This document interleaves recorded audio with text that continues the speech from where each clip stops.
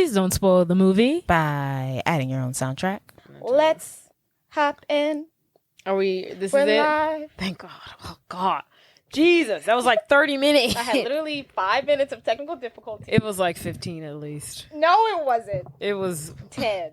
It was way too long. It felt like 15. Trust Why me. do I keep getting booked on these chicken gigs? Get a new better publicist. Oh, you're talking about this?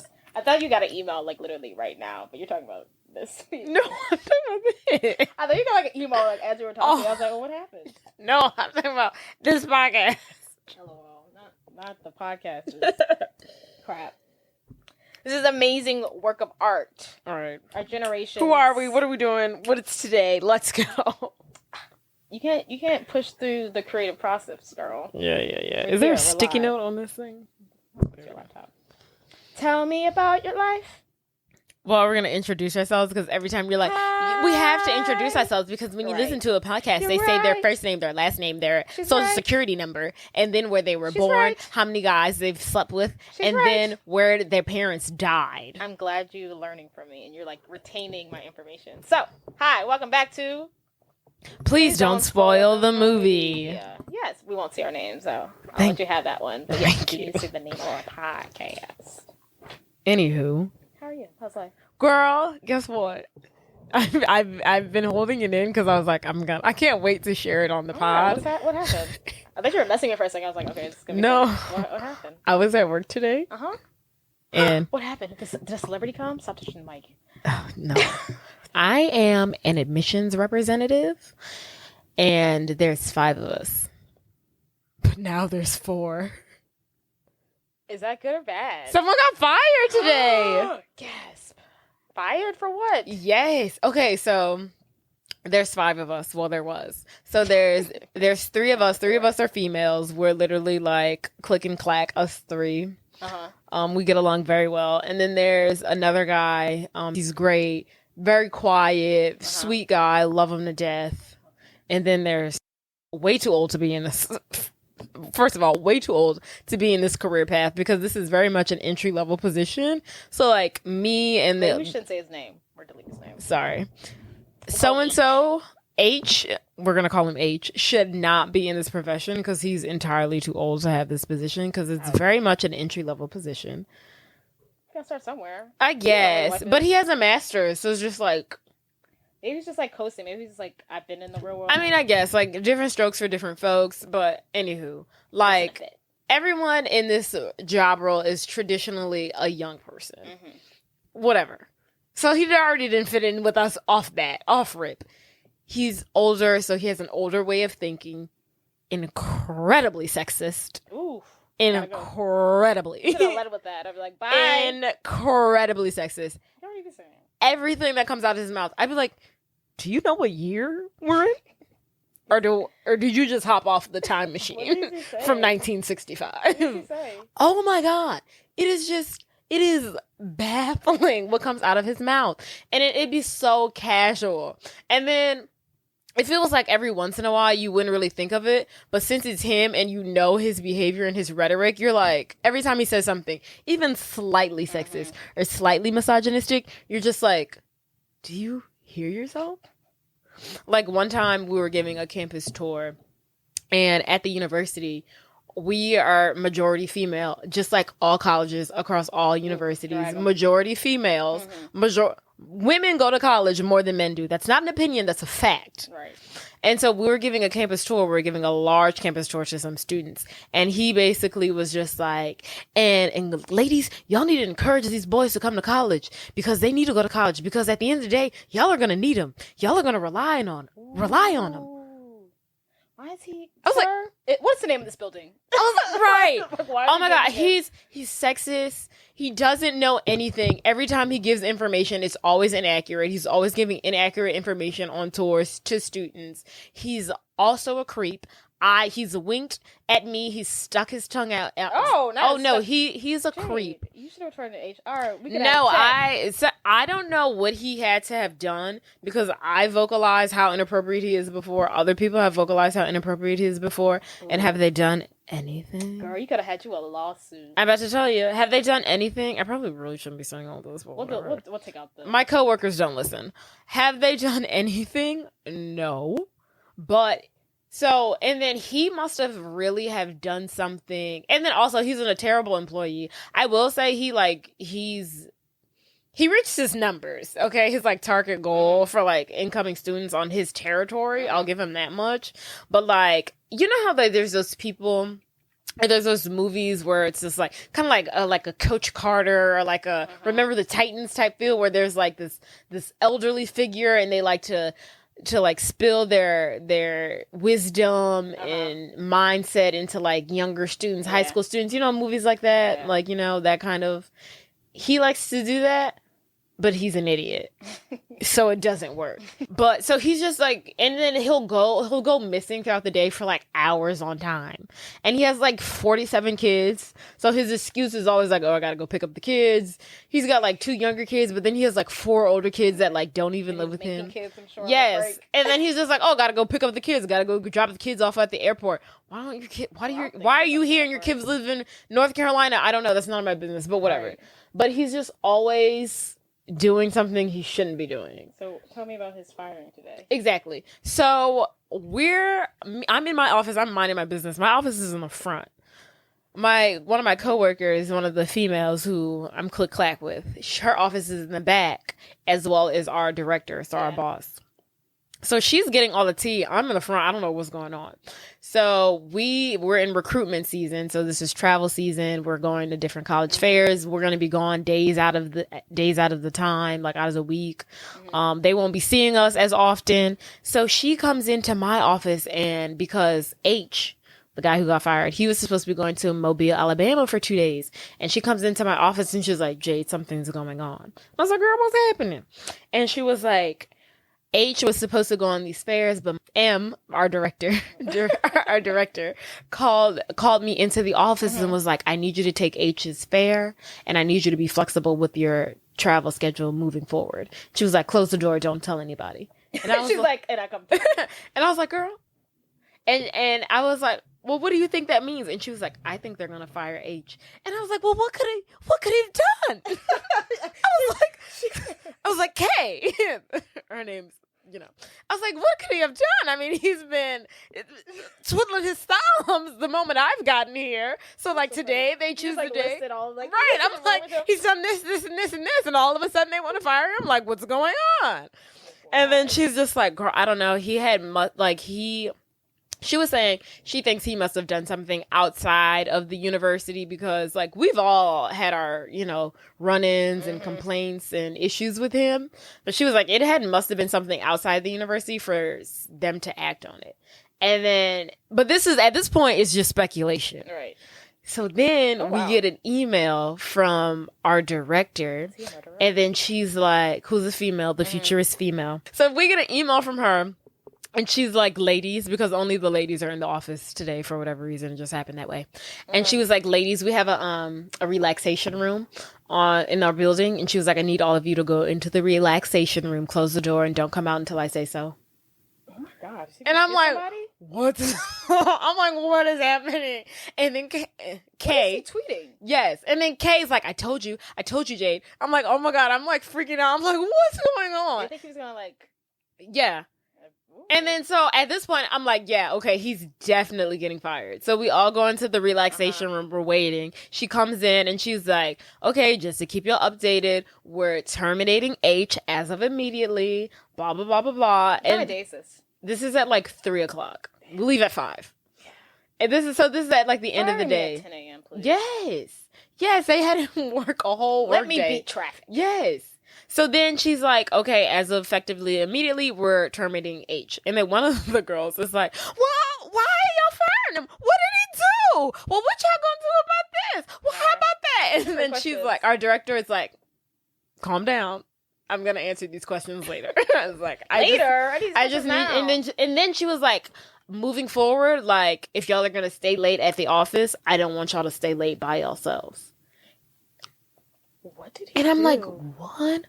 Well, first of all, if he did something sexually offensive, they should have been listened to y'all's complaints. I'm saying, And like, it was seems like it's reached I had its no point, exactly. and now we're finally doing something. I hadn't even been working there maybe like 2 months, and he was like winking at me and sticking his tongue at me like a freaking weirdo. Take your tongue out, sir. I will. So I don't know what he had. I don't know if she was saying that in regards to like a like, you know how people get fired and then you know they might retaliate. So I don't know if she was saying it from that aspect, or if she was saying it like he's a danger to women. No, definitely danger to women. So I don't know. It was like if you're gonna stay late. Well, no, I'm nervous. Yeah.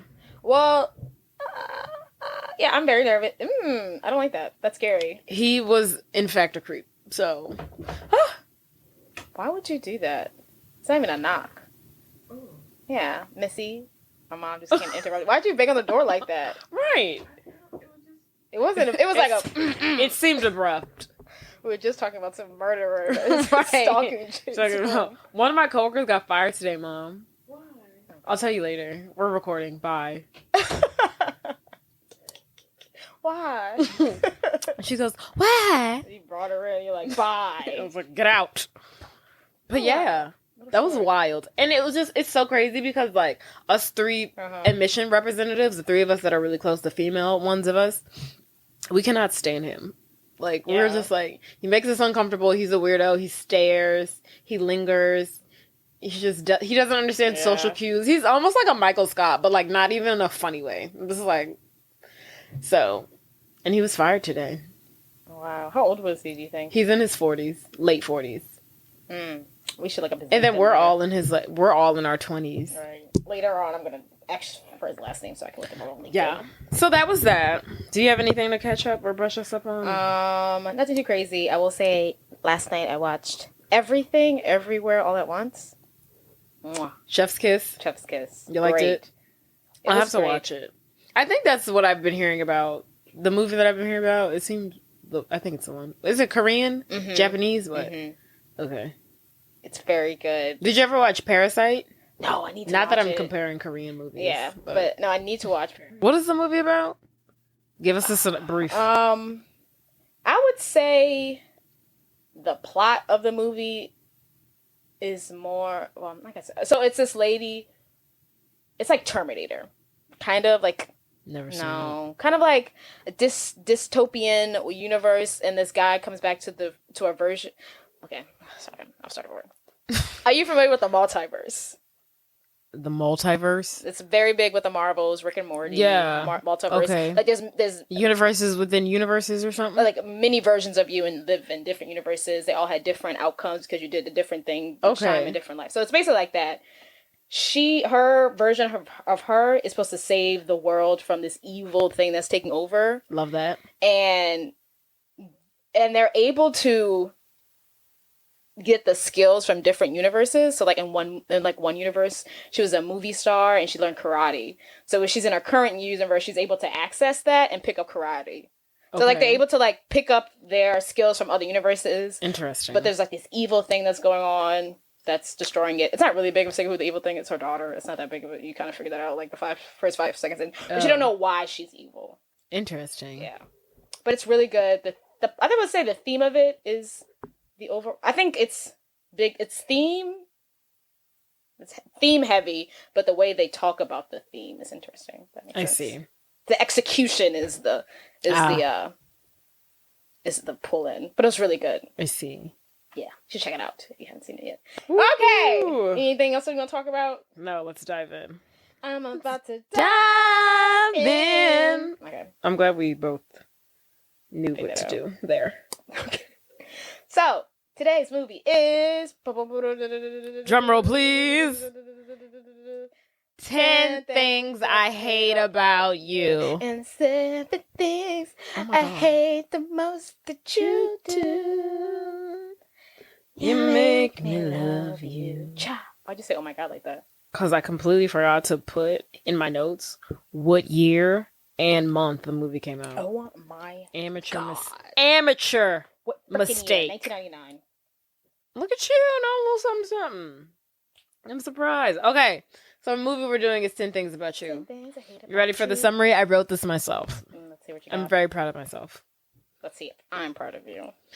Okay, the summary. Yes. Just in case you've never heard of this film, unless you've been, living under a rock.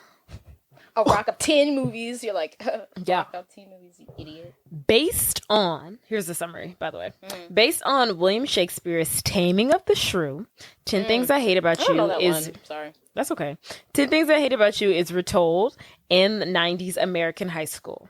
When new student Cameron sees the gorgeous and popular Bianca Stratford, he immediately falls for her and has the ambition to pursue her.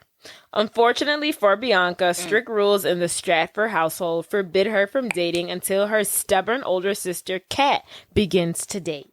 The situation seems highly unlikely, being that Kat does not conform to the typical status quo of high school and has no interest in dating.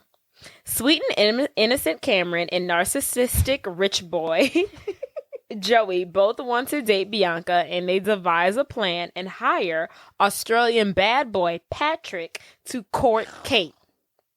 First met with resistance by Kate, the two begin to fall for each other. Oh my God. That was actually good. But the way you were like telling, you're like, I can't see I your was hand like, motions. I'm drunk and I've got to get this right. And I was still stumbling over my words. But yeah, that's the summary. Okay, let's just Facts.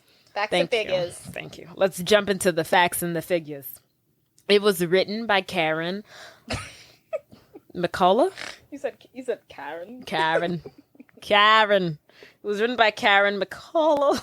Whatever. You can do it. No one cares. Yes. And no one's heard of these writers. And Kristen Smith.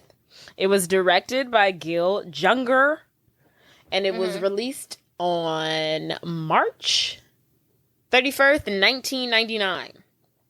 Okay, so when I did, you know how like I do my digging and I'm like, oh, this person was up for the role. This person was up for that role. I couldn't find much and I was really upset. I saw like Kate Hudson. Yes. So, Josh Hartnett, do you know who that is? Joshy. No, she doesn't. Let's see. Think Pearl Harbor. Think 40 Days and 40 Nights. No. 40 Days and 40 Nights. No. You don't know that movie? No. What else is he in? I feel like he was very much like a 90s like heartthrob and is like not relevant at all in today's age. Oh, I remember him from O. Is that him? Mm-hmm. And he's in O. Which is another movie based off of a Shakespeare play, which is Othello. The 90s were good for basing a film off of a Shakespeare play. I think they should do that more often. I think they should too. Shakespeare got it right. Because this was based off of a Shakespeare play. Was Girl Intentions based off Shakespeare? No, it was built off of a play though. It seems like the 90s was all the 90s movies. Inspired by. They were all inspired by plays. Cruel Intentions was A Dangerous Liaison. Oh, yes. 10 Things I Hate About You is A Taming of the Shrew. She's All That was based off of Panna. Whatever. Pygmalion. And then that one you like with the Amanda Bynes. What's her? She's All That. No, it's not based off anything? She's the Man. She's the Man was based off of Twelfth Night. That's a Shakespeare play. Anything that involves scheming. Yeah. Which is funny because that generation was based off of plays, and then our generation is like based off of like, remakes. Oh, books and remakes. Books. If yeah, it was a book that hundreds of teens watched, you're turning it into a movie, honey. That's so true. Bring it back. That's so true. I guess they ran out of plays. So, anywho, Josh Hartnett was up for the role of Patrick, who is played by Heath Ledger. Mm-hmm. As well as Ashton Kutcher.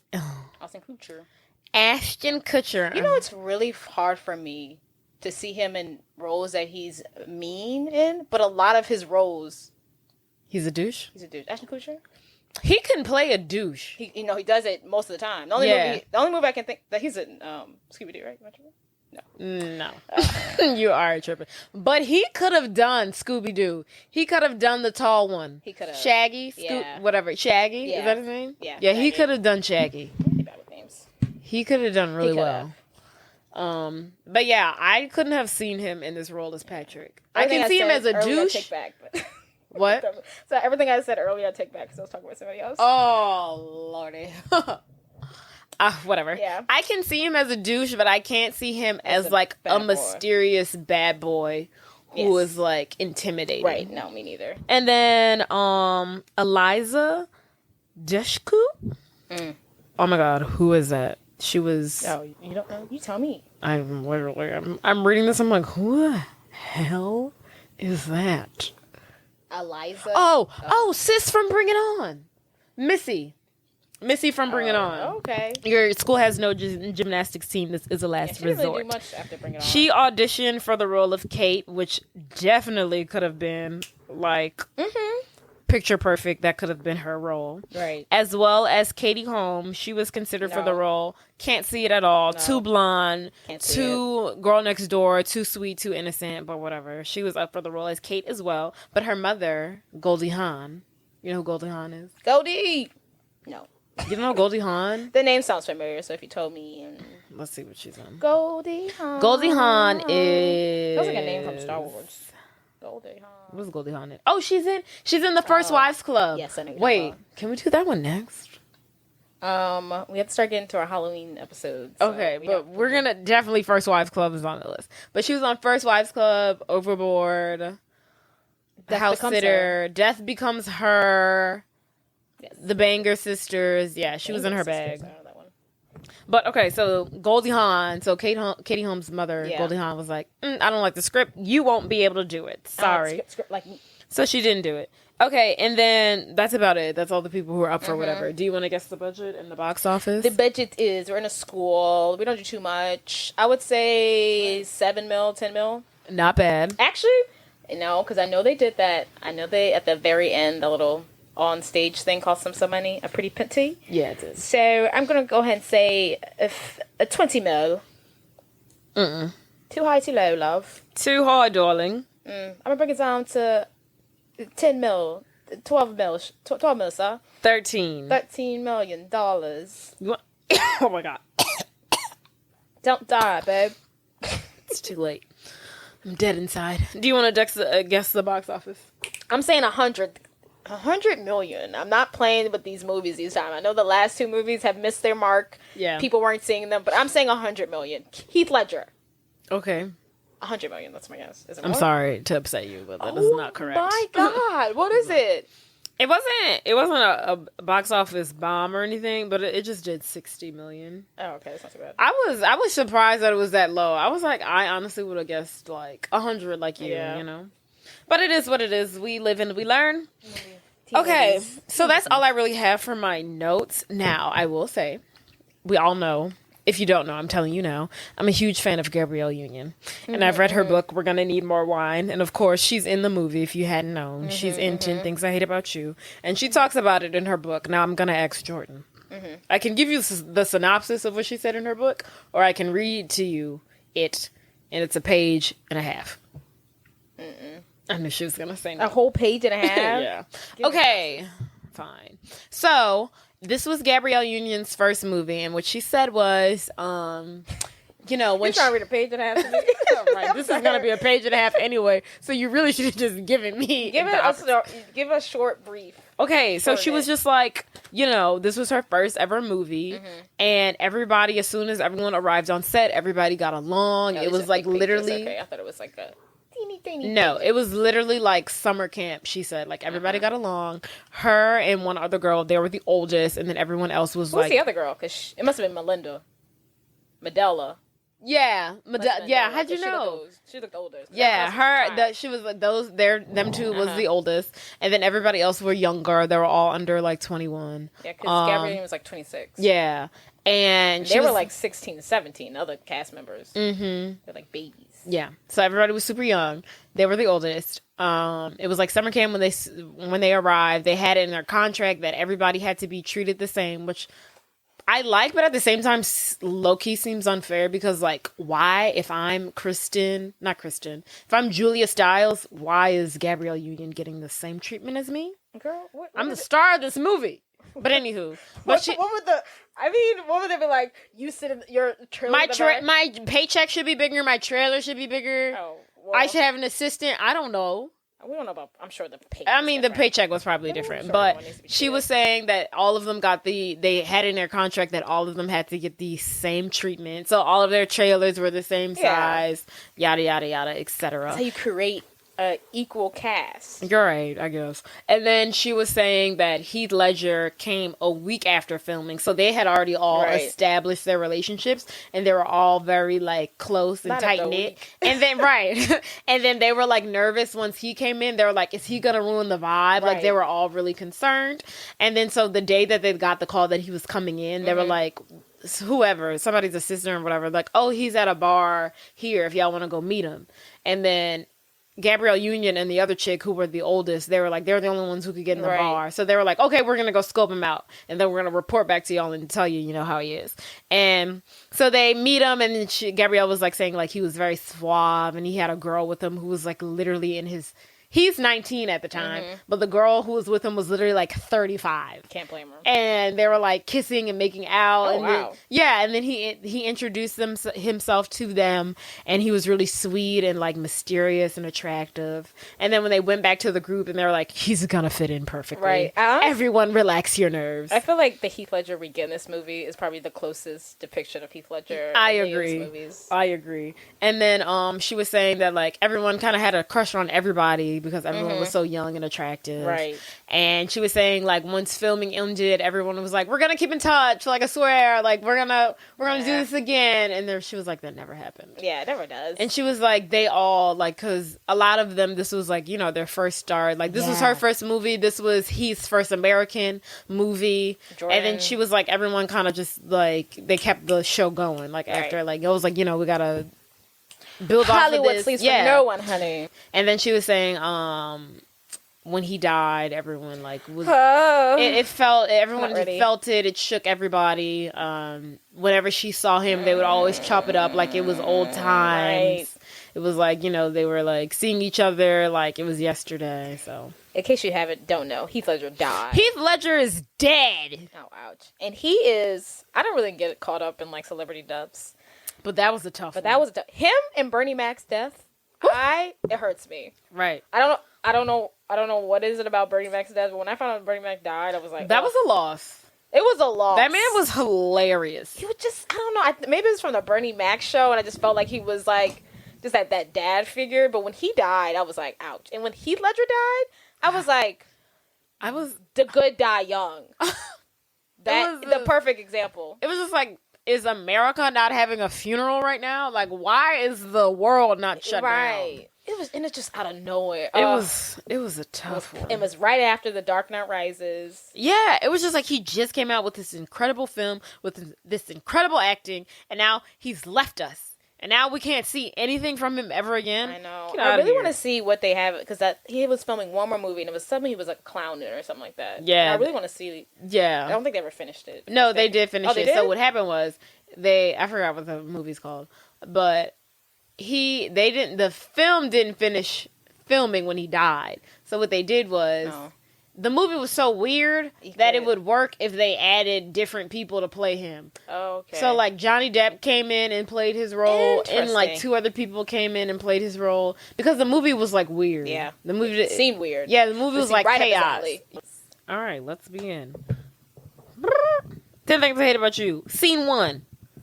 Before we start, can I just say like how weird of a title that is? 10 Things I Hate About You. I was You know why I think it's called that? Why? Because I think it rhymes with The Taming of the Shrew. 10 Things I Hate About You, The Taming of the Shrew. Kind of does rhyme.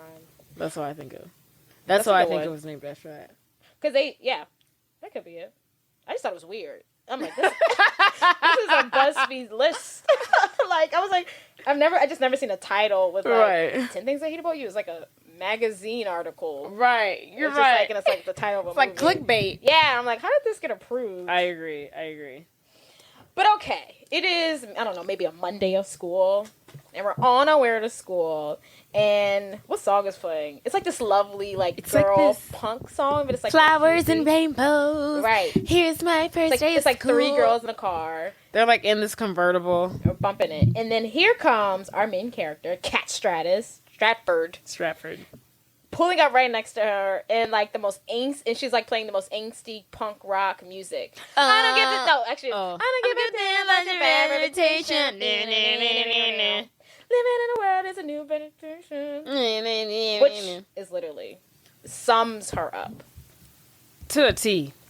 To a T. I read somewhere that she really wanted this role, and I was like, it's like perfect for her. She was like, I really, really wanted that role. I mean, she needed it because, like, what else could she have played?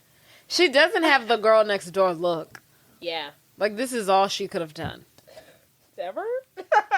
I mean, honest, like, she doesn't. It is perfect for her. I'm sure she read it and was like, this is. Yeah, this she is does. Like she doesn't have like the face of like. She's let's give her a makeover, and she's gorgeous, and she's pretty and popular now. Right. She looks mean. It was definitely among teen dramas or teen love movies. It's a very different vibe because usually they are like making someone over, and it's like in the end they're like hotter. She's like, you know, I'm gonna stay like this. I'm gonna stay like, angry the whole film. Movie. Yes, but that basically summarizes up. So, and then we meet the new kid, Cameron, who is played by Joseph Gordon-Levitt. Oh, I did not go over who plays who. Oh my god. Okay, real quick.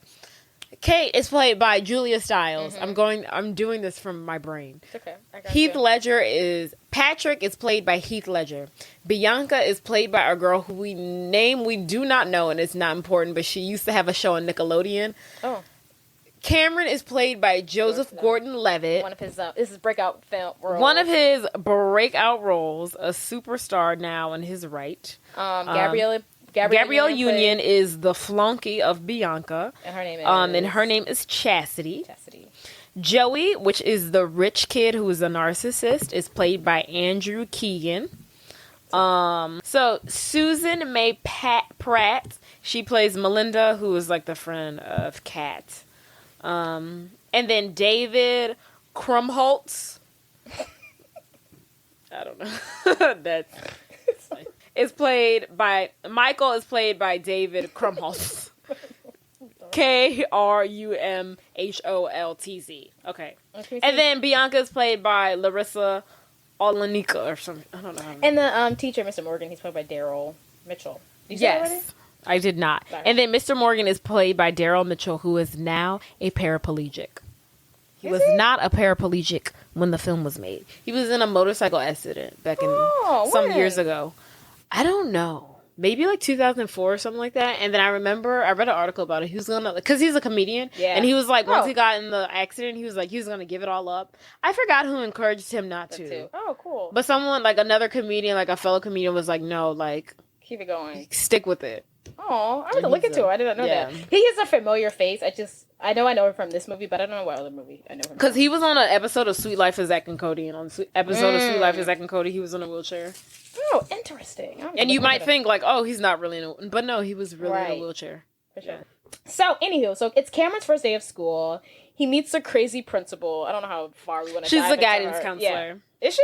No, she's a principal. No, she's a guidance counselor. Huh. I always thought she was a principal. I don't know how far we want to dive into her, but she's crazy. She's writing an what's the word? Like a exotic, not exotic though. Erotic sex novel. Yes. In her office while she's at school. She's very interesting. Yeah. So he's meeting her. It's the first day of school, and since it's his first day of school, he gets a little buddy to walk him around, and that's when we meet Michael, who's played by Krumholtz. Yes, the guy who I'm in. Anywho, so in the school hallways, Cameron is getting a tour from Michael, and Michael is showing him the different social groups, real, Mean Girl style. Like, yeah, I think the groups here's the jocks. Yes. We have the basic, beautiful people. The popular kids. These like, I'm like wrote down how he describes them. I think they're really funny because they're really random. Mm-hmm. He has the coffee kids. Don't talk to them because they're too unhinged. Right. The white Rastas. Who think that they are black. And all they do is listen to Bob Marley and smoke weed. The Cowboys. They're in Seattle, by the way. This movie is set in Seattle. It's just so random for someone to be like, I want to be a cowboy. Cowboy. That's my identifier. They're in Seattle. Yeah. Where do they even know? Like, where do they even get the idea from? Like, Literally. what magazine did you buy? Literally. And then we have their future MBAs, which is a clique that Michael used to be a part of, but he got kicked out of it recently. Because someone started a rumor.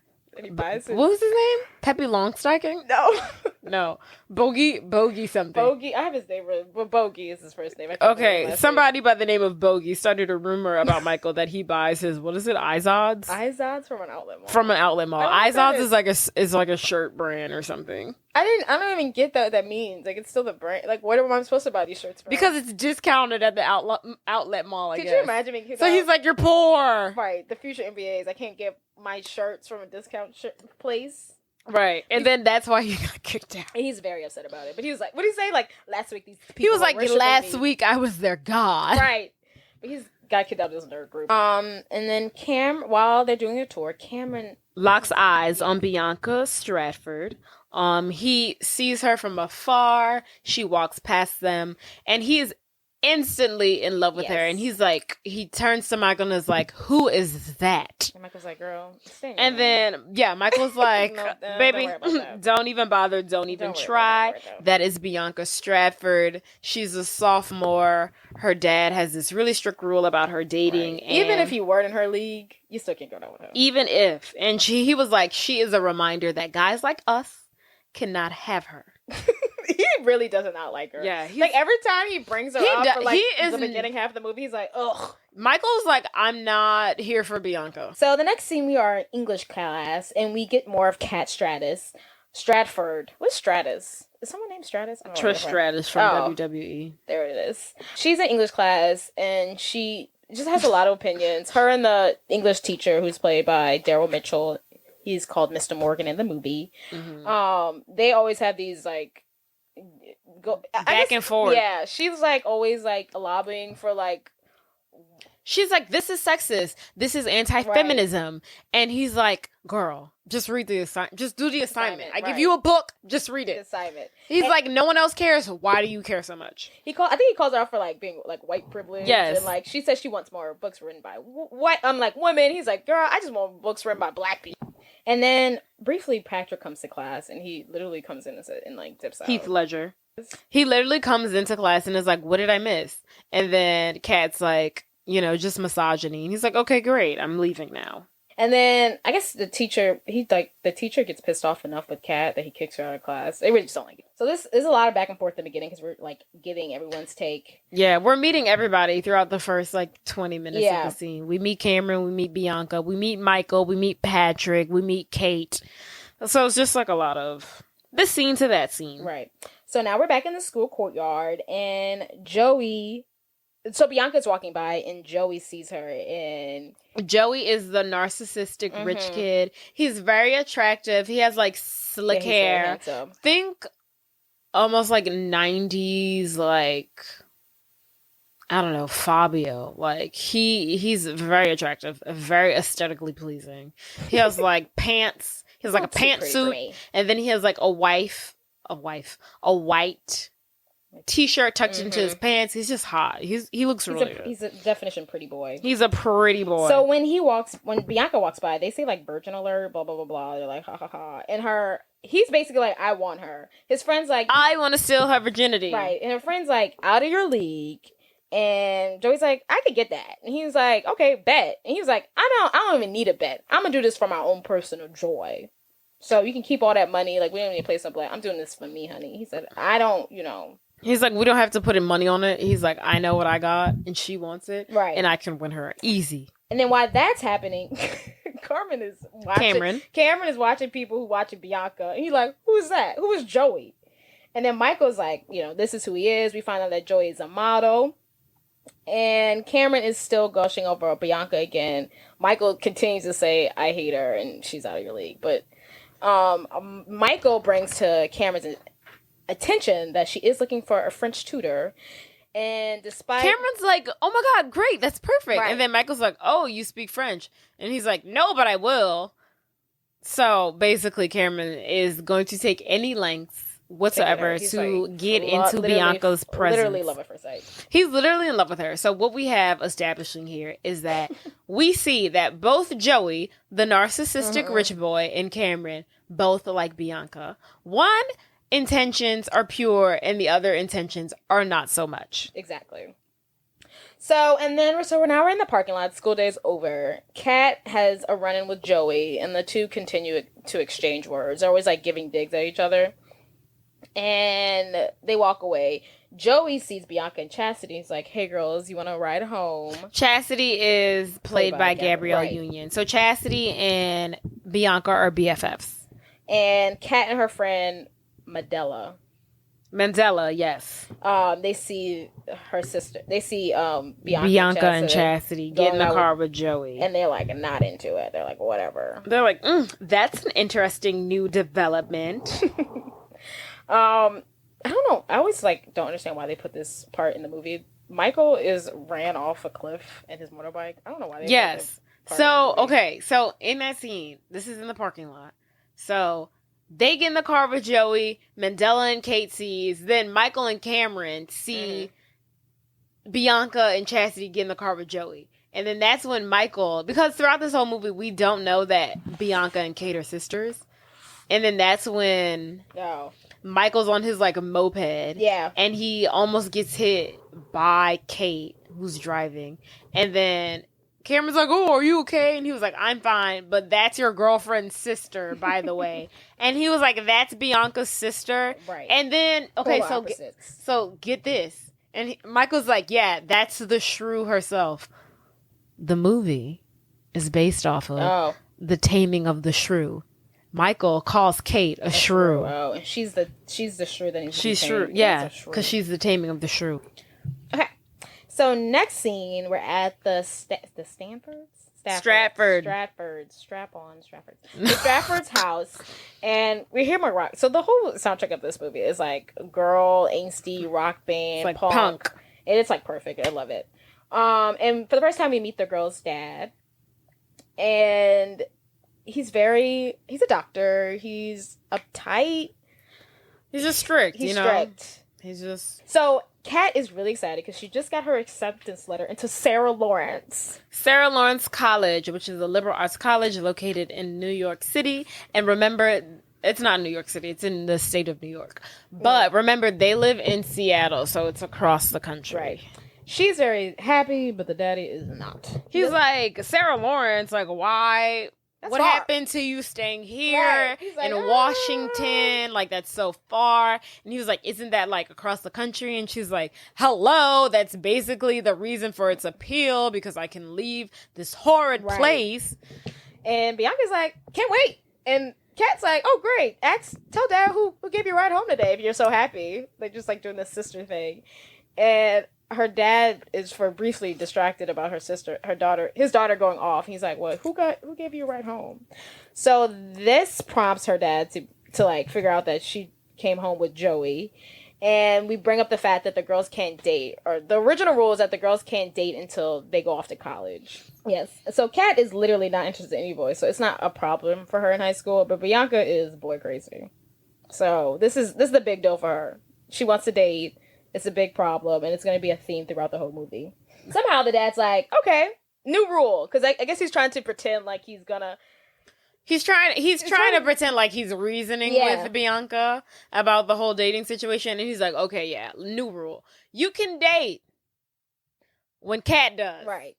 And then, of course, Bianca's like, what are you, that's so unfair. She's never gonna date. She's a mute. She is an annex, an anti-society, anti-dating, anti-life, anti-happiness person. So you're gonna tell me I can't date until she dates? Well, that's never gonna happen. Right. And the dad knows that.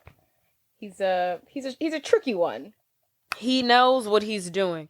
And then he's like, well, if she don't date, then you don't date. And he was proud of himself. He's like, oh, I like that rule. He's like, I like this idea. Right. He's like, this is the new rule. This is what we're going to stick to. Bianca's upset. Kat doesn't care. She's like, okay, whatever. So the next scene, we're in the library, and Bianca is meeting up at the school, right? And Bianca is meeting up with Cameron to go over her French lessons because... Yes, because remember, now Cameron has lied and says that he knows French so he can get close to Bianca and teach her the French language. Right. So right off dome, he's like, do you want to go on a date? He didn't waste no time. They like literally like say hi to each other and he's like, well, do you want to go on a date? She's like, what? And then Bianca was like, that's adorable. Calvin, my dad just came up with this new rule that I can date when my sister does. And he's like, oh my God, great. Do you like sailing? And she's like, Mu pa blamo Curtis. She can't get the boy's name right to save her life. She's calling him Curtis, Calvin, Dexter, Billy, John. She don't know the boy name. And she's like, problem, my sister is the most antisocial person you'll ever meet. She doesn't like dating. She doesn't want to date high schoolers. She's not into it. Right. And then Cameron's basically like, okay, why is that? And then she was like, I don't know. She used to be popular at one point. She gave it all up. Why? I don't know. But this is just who she is now. Yeah, so he offers to find a date for Kat because he really wants him and Bianca to work out. And she's basically using him. She's like, oh yeah. She's like flirting with him to like get him to do this. And he does not realizing it that she's not really into him. She doesn't see it at all. So next scene, we're outside of school and Michael is helping Cameron like find dates for Kat. They do like this whole like montage of like the worst possible options for her to date. Yes. So the plan has been established now moving forward. It is now Cameron and Michael's mission to find a date for Kat so that now Cameron can date Bianca. And I must say, Michael is such a good friend. Michael is a good friend. They met like 2 days ago. And he is steadfast. Like, okay. I think he's bored. He's literally like, I'm going to help you. Like, he is with him every step of the way throughout this process. He has no investment whatsoever in this. He's not interested in Bianca. He's not interested in Kat. He's literally just like, I'm here for the ride and I'm going to be a good friend. Yeah. And I'm going to help you out. Like, this is what you want. I'm going to help you. Right. He literally hates Bianca. Like, literally. He's a schemer. He just likes to scheme. He's up to like. And what I really must say is he's the mouthpiece between the both of them. Between Cameron and him, he's the mouthpiece. Yeah. He does all the talking. Right. Cameron literally does nothing. Oh, he's new to this. He doesn't even know the school. Yeah. He doesn't even know these guys. Michael is running the show. Yes. He is really he's a point person. He's the puppet master in all of this. But so they go through like the ugliest options for men. Yeah. It's not even. They're asking the most randomest guys if they would be interested in dating Kat Stratford. And one of them was like, only if all the people were dead and there was no sheep. Someone else laughs. Someone else screams in terror. Right. No one, like, she is a horror story. No one wants to date Kat Stratford. She has a stigma. Yeah. And then Michael's like, you see, no one wants to date her. I'm like, why do you think she wants to date any of these people? Even if they agreed to this. Right. Why do you think that this would be something she says yes Because if you look at the gene pool that they talked to, it was like a meathead, a burnout. Just no one attractive. No one outwardly attractive here. No one who looked like Heath Ledger. Right. So they're back because we're still at school. So they're in the science lab and it's like frog dissecting day. I don't think it's important to the plot, but they're in chemistry class or something. So Michael's basically like, yeah, see, I told you we couldn't find anyone. And then while they're in class, Cameron sees behind Michael this strapping young man with long hair that's a little bit greasy. Yeah. Wearing all black. I think he's lighting a cigarette in class. Yeah. He's got a switchblade in his hand. Right. They're dissecting frogs. He takes the switchblade. He stabs the formaldehyde frog with his switchblade. But he looks kind of sexy while he's doing it. Yeah. And then Cameron's like, I think that's the perfect match. And of course it's Patrick. And Michael's like, don't look at him. Yeah, don't look at this. Don't make eye contact with him. He just got out of jail for setting a state trooper on fire. Now, why would he be back in school if he did that? Yeah. So Michael is like, this guy, Patrick, that we're talking about is no one to be messed with. He ate like half a duck and only left the beak and the head to remain. So from there, they decide, you know what? He's perfect. And then after this, Cameron and Michael decide they need to approach this differently. And I'm pretty sure it's Michael who's like, We need a backer. We need a backer. Because they have no money. They decide they need to, like, bribe him, but they're poor. Yeah. And then Cameron's like, what's a backer? And he's like, someone with money who's stupid. Into the picture, Joey. Our narcissistic rich boy. Beautiful. Beautiful in the face, nothing going on upstairs. Nothing. So we're in the cafeteria now. A waste of oxygen. A waste of oxygen. Well, that's a beautiful face. A waste of oxygen. Beautiful face.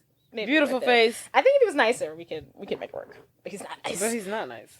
So in the cafeteria, Joey's sitting with his popular crew, and Michael, God bless him, decides to go up to him. And he's like, and this is what I mean when I say Michael is their mouthpiece. Because if this is your girl, this is your plot, this is your story, you're interested in her, why is Michael doing all the work for you? He doesn't know the way of the world. And also I think Michael is like, oh yeah, I could talk to them. I'm cool. Michael, I feel like he's giving him like, too much. oh yeah, they'll listen to me. Yeah, he's giving too much like street cred. He thinks he's higher than he is. Yeah, he thinks he's a lot cooler than what he really is. The moment he sits down at the table where Joey and his friends are sitting, Joey's disgusted. He's like, "What the hell are you doing?" He's like, "Are you lost?" Are you blind? He says it with the most genuine concern, like, what is going on here? Can I help you? Yeah. Like, do you know where you are? Like, little girl, do you know where your mommy is? Like, it's one of those. He could throw up. He literally is gagging in his mouth. Michael's like, okay, I have this proposition for you. You're interested in Bianca. She can't date because her dad has these crazy rules that she can only date if her older sister Kat dates. Well, all you need is to find a guy who's willing to date her. And then Joey's like, okay, but who's willing to date her? Right. And then Michael's like, all you have to do is find a guy who doesn't scare so easily because Kat is so scary.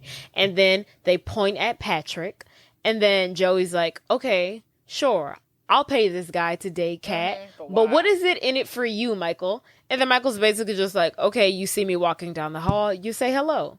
And then Joey's like, okay, you're popular by association. That's fine. Joey is so funny, like, to, like, even think that someone would come up to him and be like, oh, yeah, like, why would is that enough? Is what enough? For him to believe him. Wait, what do you mean?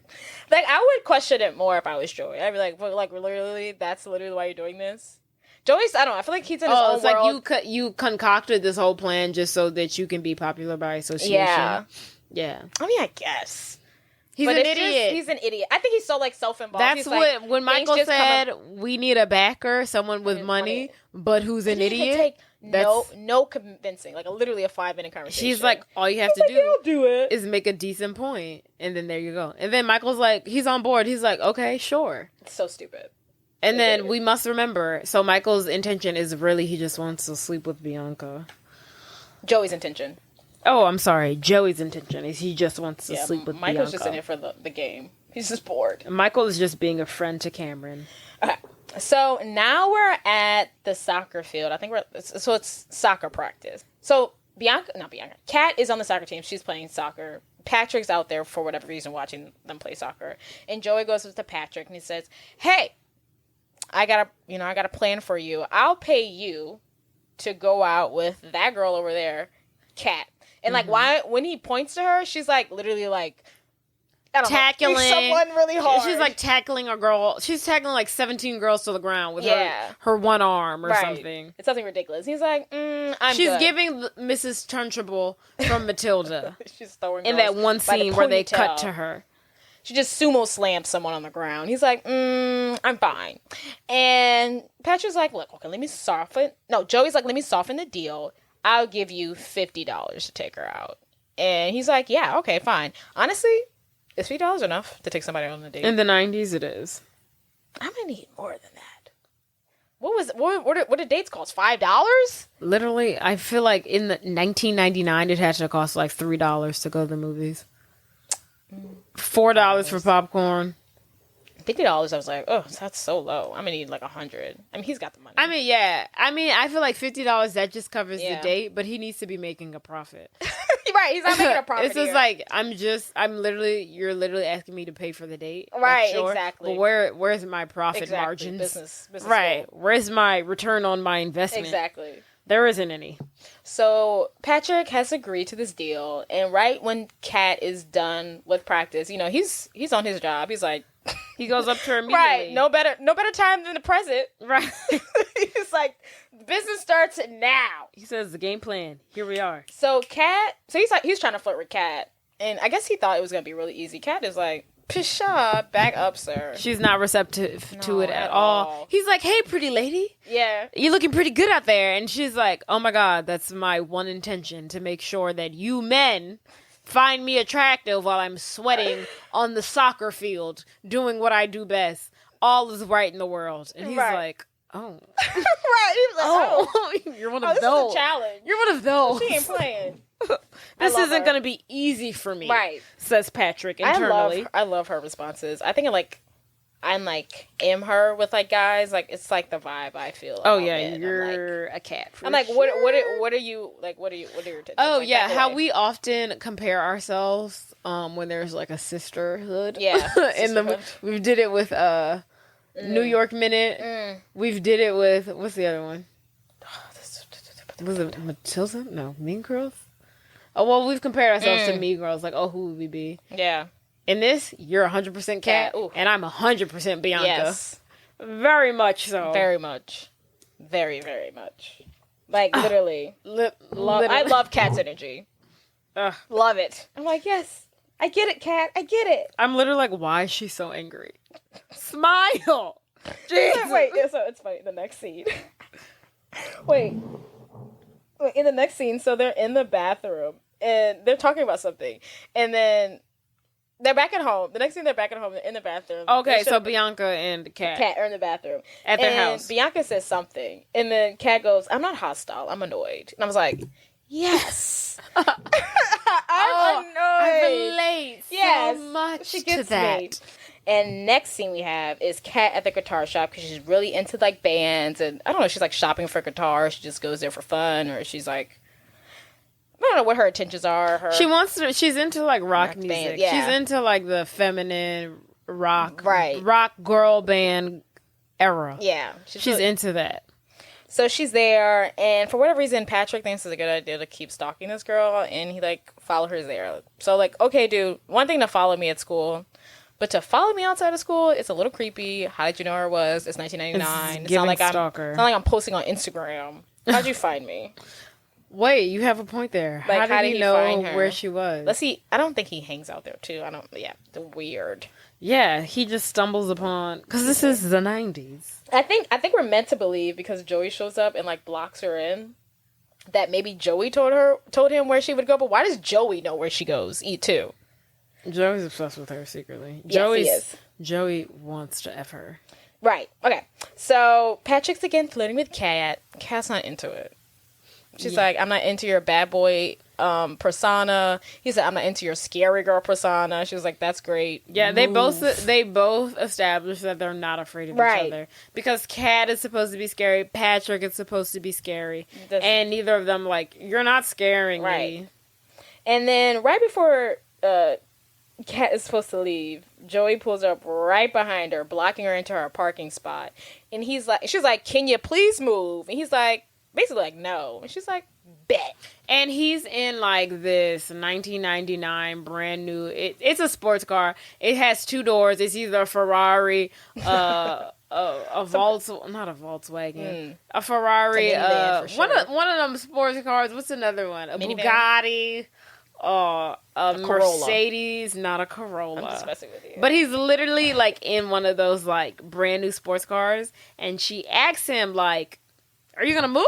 And he's like, nah. And she said, okay, bet. And she puts that thing in reverse. And when I tell you she slams into his car. It was like a hard love tap. A hard love tap. A decent. It did damage. Yeah. There's a dent in the sports car. It's not like the worst, but yeah, there's It's going to cost some money to fix. Yeah, it's going to cost some money to fix. And then as soon as he hears his precious like, sports car being demolished, he's like, you Yeah, he hates her. They hate each other. Yeah, they really hate each other. But why would he, like, what do you thought she was going to do? But it's like, why would you block her in? You see she's leaving the guitar shop. Yeah. Here you are. You pull up. You park right behind her. It's not even a parking spot. It's the street you're parking in. And you're like, yeah, I'm not going to move. You're asking for it. He is, like, parking in the street. Like, where, even if I wasn't trying to get out, your car's getting towed. You're parked illegally. You're asking for it now. So she rams into his car, as she should have. Mm-hmm. Whoops, she says, as she rams into his car. And then we get to the next scene, and we're back at the house. And her dad is now confronting her because he has now gotten the insurance bill to the accident the accident, quote unquote, that Kat has caused. And he's basically like, my insurance does not my insurance does not cover PMS. Mm-hmm. And then they start talking about Kat going to Sarah Lawrence again.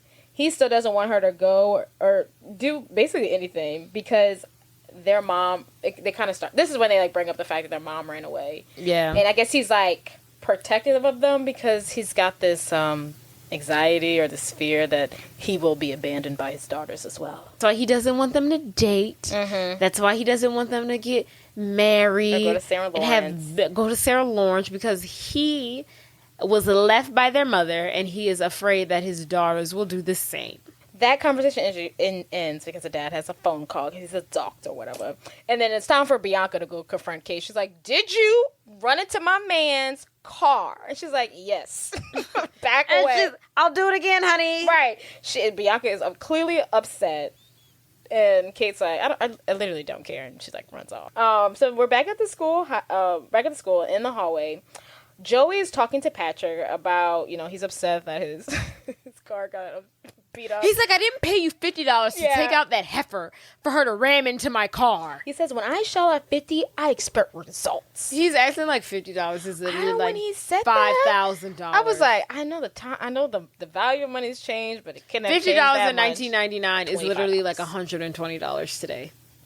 Flip it. Maybe. Wait, $100? Oh, okay. $50 in 1999 is like $120 today. For you to say, when I shell out this money, that's not enough. That's like one work's pay if you're making minimum wage. Right. Sit down. You're a spoiled rich kid. Right.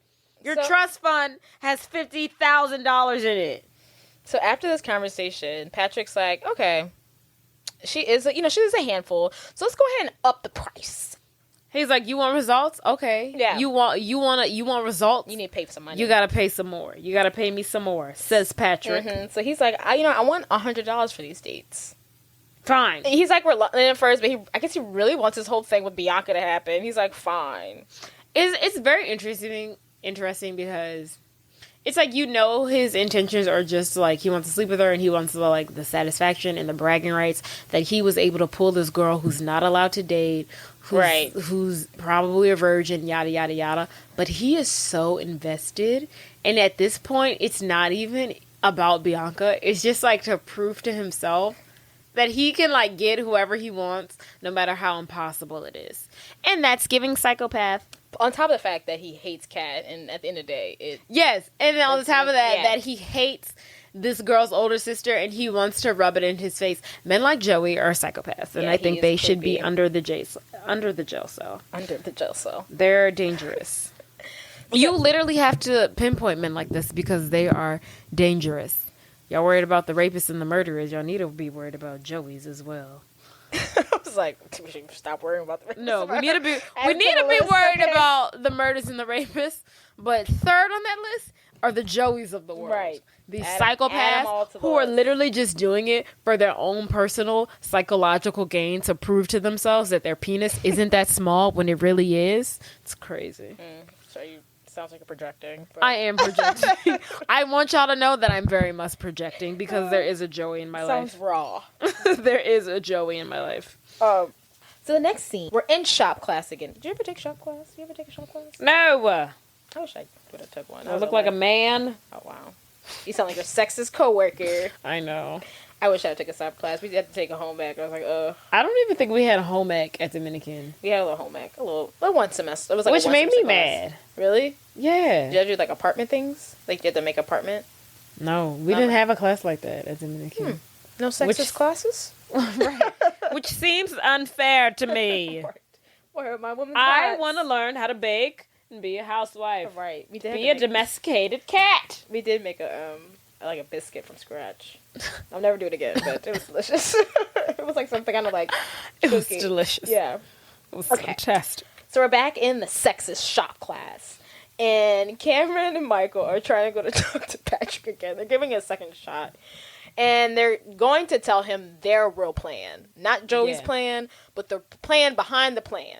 Right. The so plan. what they basically, Patrick and Michael and Cameron go up to Patrick and they're like, hey, we know what you're trying to do. We know you're being paid to court Cat Stratford, but we want to help you. And then Patrick's basically like, well, why do you want to help me? And Michael and Cameron are like, look, Joey is just a pawn in all of this. We know Joey approached you with this plan, but we really planted the seed here. Right. Cameron, my friend Cameron over here, says Michael, is the one who wants Bianca. And then Patrick is like so confused, and he's like, what is with this Bianca chick? Does she have beer-flavored nipples? Like, why does everybody want her? And Cameron's getting offended, and he's like, hey, this is a girl I love. Right. I just want you to know that Joey doesn't have the right intentions and I do, and that we are here to help you court Cat so that I can win over Bianca. Patrick's like, okay, if y'all are going to help me win over the wild beast, tame the beast, fine, I'll take the help. Which is fun. Like, everyone's just accepting things. They're like, oh, okay, whatever. Yeah, like, Patrick is literally like, okay. As long as you don't stop the money flow, and then I guess as long as you're helping me continue to make the money, whatever. Right. So there is like a plan within a plan. Yeah, within a plan. Yeah. So, and then they're like, okay, so you need to bring Cat to Bogey Longstein's party Friday night, because this is gonna be the first date night. So Bogey Longstein's is a member of the NBA club. The future NBA club, which is a club that Michael just got recently kicked out of. He got excommunicated from. And he has come up with this great plan. So they were supposed to have a party at Boogie Longstein's house, and it was supposed to be like a quaint, private, intimate kickback that Michael was previously invited to, and then since he's been excommunicated, he's like, I'm gonna take the liberty to, I know the date, I know the time, I'm gonna take the liberty to twerk the itinerary of this party. Instead of it being private, we're now gonna open it up to the entire high school, so he changes the flyer with the same address, same date, and same time, and he just invites the entire student body. Which sucks that it has to be a secret, because that is legendary. Yeah. That's like, his social standing needs to go up like 2 notches at least, because that is like iconic. Yeah. Just to like, one, he's throwing an epic party, and 2, he's like getting back at someone. Throwing a party in high school gives you like 25 cool points automatically. Technically, it's not his house, but it's like his scheme. Like, someone like senior year needs to write it in his yearbook, like, great plan. Great job. Greatest party of the century, because you were part of one of the best parties in their high school career. Right. So after they've established that there will be a party at Bowie Longstein. Bogey, excuse me. No, I was just chatting him off. Oh, yeah, but I said Bowie. Bogey. Right. So, next, Joey is showing Bianca pictures of his photo shoot. Just to remember, he's a model. Yes, so Joey is a model. Like a print model. So after the Bowie party has been established, Joey's like, Bianca, which photo do you think you like better? The photos that he's showing her are literally identical. The difference is, one photo he has on a white shirt, the second photo he has on a black shirt. He's doing the same facial expressions, the same eyebrows, the same lip, the same smize, and the same pose. And the photos are in black and white. Somehow, to me, that just makes it even worse. Yeah. I'm just like, why are they in black and white? The photos, at the end of the day, are giving douchebag. They are. And he's like trying to decide which one is better. It's the same photo, but someone photoshopped a different shirt. Literally. In each photo.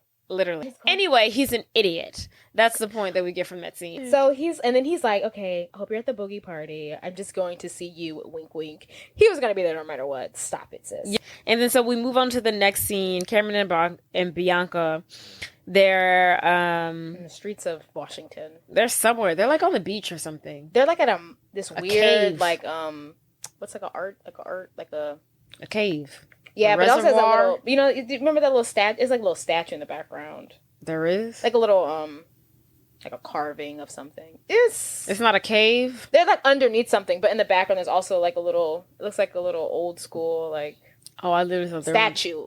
That's what we're looking for. There's like a statue in the background. There is. Yeah, they're like climbing on the statue. It's like part of like the whole underground wherever they are. Oh. Yeah, it's like, I think it's like because when I read about this movie, they said they put a lot of like big like Seattle Landmarks. yeah, like on the map, and that has to be one of them. Oh. That's what I would assume. But If you ask me, it looks like they're on the beach in Yeah. a cave. yeah, But yeah. So Cameron and Bianca, they're on the beach in a cave that apparently has a landmark behind them. So that's some kind of statue. Cameron is asking her, "Are you going to the party?" And Bianca's like, "Of course I want to, you know, but I can only go if my sister Kat goes." And then Cameron's like, "Yeah, I'm working on it, but she's not really falling or into my guy." And he's like, "I don't really know what she's into. Like, can you help me out so we can make this easier on both of us?" He asks, and then he asks, basically, is she gay? And Bianca's like, I've thought about it, but I've seen her. She's like, I thought about it. No. She has a picture. She says one of her reasons why she knows she's not gay. She has a picture of Jared Leto. And I was like, that? Yeah, that gives it away. But- Jared Leto literally looks like a girl in the 90s, so she could honestly still be gay. Yeah. I So don't it's know not a about good that. enough reason. Oh, okay, that's fair. I was just like, Jared Leto's not hot. But that's also a good point. And then she was like, I'm pretty sure she likes pretty boys. And she doesn't like smokers, which each other is a smoker. He's going to have to change that eventually. Yes. So Cameron and Bianca are like, I don't know. Bianca's like, I don't know too much about her. Let's go do recon. So they go to Kat's room back at their house and like sneak around her room. And then they find those black panties. Yes. And then Bianca is like, ooh, you know what this means, right? And the Cameron's like, nah. Right, because she likes full coverage on her butt. I don't really get it. But Bianca's like, that means she wants to have sex someday, and he's like, oh, I don't know. And it's not, the underwear she pulls out is not like sexy underwear. It's not like lingerie. It's literally just like black underwear. It's like period underwear. And when literally it's granny panties. And since when is black underwear associated with you I don't wanna know have where. sex? I don't know. I Where they literally got that wear from. black underwear because like I don't want anyone to see through my pants. Right. I don't know where they pulled that from. That was just I don't know what was going on in the 90s. Right. What, am I supposed to wear colorful underwear? I didn't understand. Right. You want me to wear rainbows with butterflies and hearts? It was funny. I was like, what a stretch. What a stretch. What a reach. Yes. And then the next scene we have is Cameron and Michael are going to meet up with Patrick at his hangout spot, which apparently is a biker bar for whatever reason. So Cameron and Michael pull up on the back of Michael's motorbike, which I still think is He's so like funny. on a Vespa. It's like a Vespa. I don't know. I think it's funny that he drives that, because I just, to me, he's just take That's the bus. his means of transportation. Yeah, I just man. don't think he would drive that. I'm like, okay, Michael, whatever. So they arrive to the biker bar. They're clearly out of place. They're too young to be there, and they're not wearing enough black. So they go up to Patrick, and they tell him the new information that they found out about Kate. She hates smokers. And she likes pretty boys. Yes. And all this great information. Yeah, he likes pretty boys. She's really into angry music of the indie rock persuasion. Which leads them to say that, you know, Patrick, there's this band that she really likes that's going to be a club skunk tomorrow. Therefore, it's your favorite band. Therefore, you are going to this club tomorrow. Mm-hmm. And he's like, I can't be seen at Club Skunk. He's like, I can't risk it. Right. My social Just- reputation yes. depends on Right. me never being seen at Club Skunk. The bikers can't know about Club Skunk, okay? But he doesn't want to go at first, but they tell him about the whole black panty things. You know what that means, Jade. So he's into it now. So the next scene, we're at Club Skunk. Patrick has arrived to the club. He looks really hot. I wrote this down because he has like leather black pants on. He looks hot. He literally looks the exact same that he's looked throughout the entire movie. Hotter. He's got these leather black pants. I don't know. He He's looks just so especially hot to handsome. you at Club Skunk. Yes. He literally wears the same outfit every No, it's freaking much scene. I don't think he wears leather pants. Usually just like cargo pants. The pants changed in the scene, but the top and the hair did not. Yes. Maybe I'm into pants. You don't know what I'm Okay, well, anywho, they're at Club Skunk. He sees Kate. She's in her element. She's the girl. Punk rock bands are performing. It's like it's an all girl band. Yeah, it's all girls in the club. Like there is not a man. He is literally the only man in the whole bartender. building.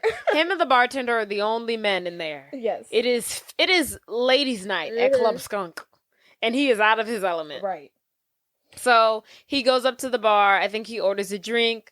And then while Kate is in or on the dance floor dancing with her female counterparts, she's like, I need some water. So she goes to the bar. She runs into Patrick. And she basically eyes him up and down. Is like, what are you doing here? And he's like, I come here all the time. I'm a huge fan of this band. And she's like, what's the name of the band? Ugh. Who cares? Sister Act? I don't know. Girl power. Right. Crooked Eiffel Tower. Who cares? Crooked Eiffel Tower.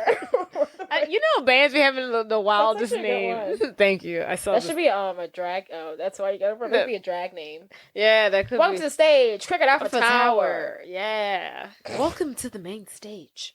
But anywho. So she's like, what are you doing here? And he's like, I love this band. I listen to them all the time. And so they have their little exchange. They have a brief moment. And then he's like, I saw you dancing up there. You never looked so sexy. And literally, when he says this, the music in the club turns off. Everybody hears, so everybody looks at them. And then they're kind of like embarrassed. But then he's basically like, please go to Boogie Longstein's party with me. And then she's like, I'll think about it. And she kind of walks off. I think it was so hot. He was like, you just look so sexy out there. I was like, I'd be like, thanks, babe. I loved it. Let's take it back to the crib. I didn't appreciate him. Like, she's living her best life. She's not looking for no man. She's dancing out at the club with her girls. And here come Heath Ledger with his drama, entering into her life, this toxicity. No. And I appreciate. Yes, Jade. He's not there on good intentions. Yes or no? I mean, he's not. But while he's there, you see him be like, I mean, oh, this girl is actually kind of cute and fun. And I, even though I'm being paid to court her, I actually might like her. Right. But I just don't appreciate him coming into her life with some BS. Just destructing her. That's the point of the movie, Jordan. Yes. You do this every time. You're always like, why is this happening this way? It's for the sake of the movie. You're not thinking of the way I'm thinking of it. You're thinking of it in reality, but you need to start thinking it from this is a movie aspect. Yes, but if that was the case, we would never talk about anything. We'd be like, yep, and that's the way it is. I guess you're right. You're right. You got me there. You got me there. So he's like, hey, I'll see you tomorrow. I'm picking you up at 9:30. Right. So the next night is the night of Boogie's party. Yes. Bianca and Chastity are trying. I won't sing it. They're trying to sneak out past Bianca and Chastity, Gabrielle Union. They're trying to sneak out past, Bianca's dad so they can get to the party. Of course, the dad sees them and he's like, "Where are you going?" Yeah, he's like, "You should have gone through the window." Right. He's like reading his newspaper. He's like, "Should have gone through the window." He's like, "Y'all not slick enough. I see you." And then she's like, "Please, Dad, we're just going to this party. Everybody's gonna be there. Can I please go?" And he's like, "You know the rules. If your sister don't do it, you ain't doing it." Which is crazy because at what point was it, if your sister doesn't do it, you can't do it? Because at first it was just like, if your sister doesn't date, you can't date. But now it's literally like, if Kat doesn't breathe, you can't breathe. If Kat doesn't wipe her butt, you can't wipe your butt. That's also not fair because they're like in different grades. Like, why would she even? I mean, so it is a big party, so they're both going to this party. But like, why would she? In theory, might be going to different parties on different days, right? Because they're in different grades. Yeah, like Kat's a senior, she's a sophomore. Yeah, they have different social groups. Like prom, for example. Prom sometimes is on different days. Yeah.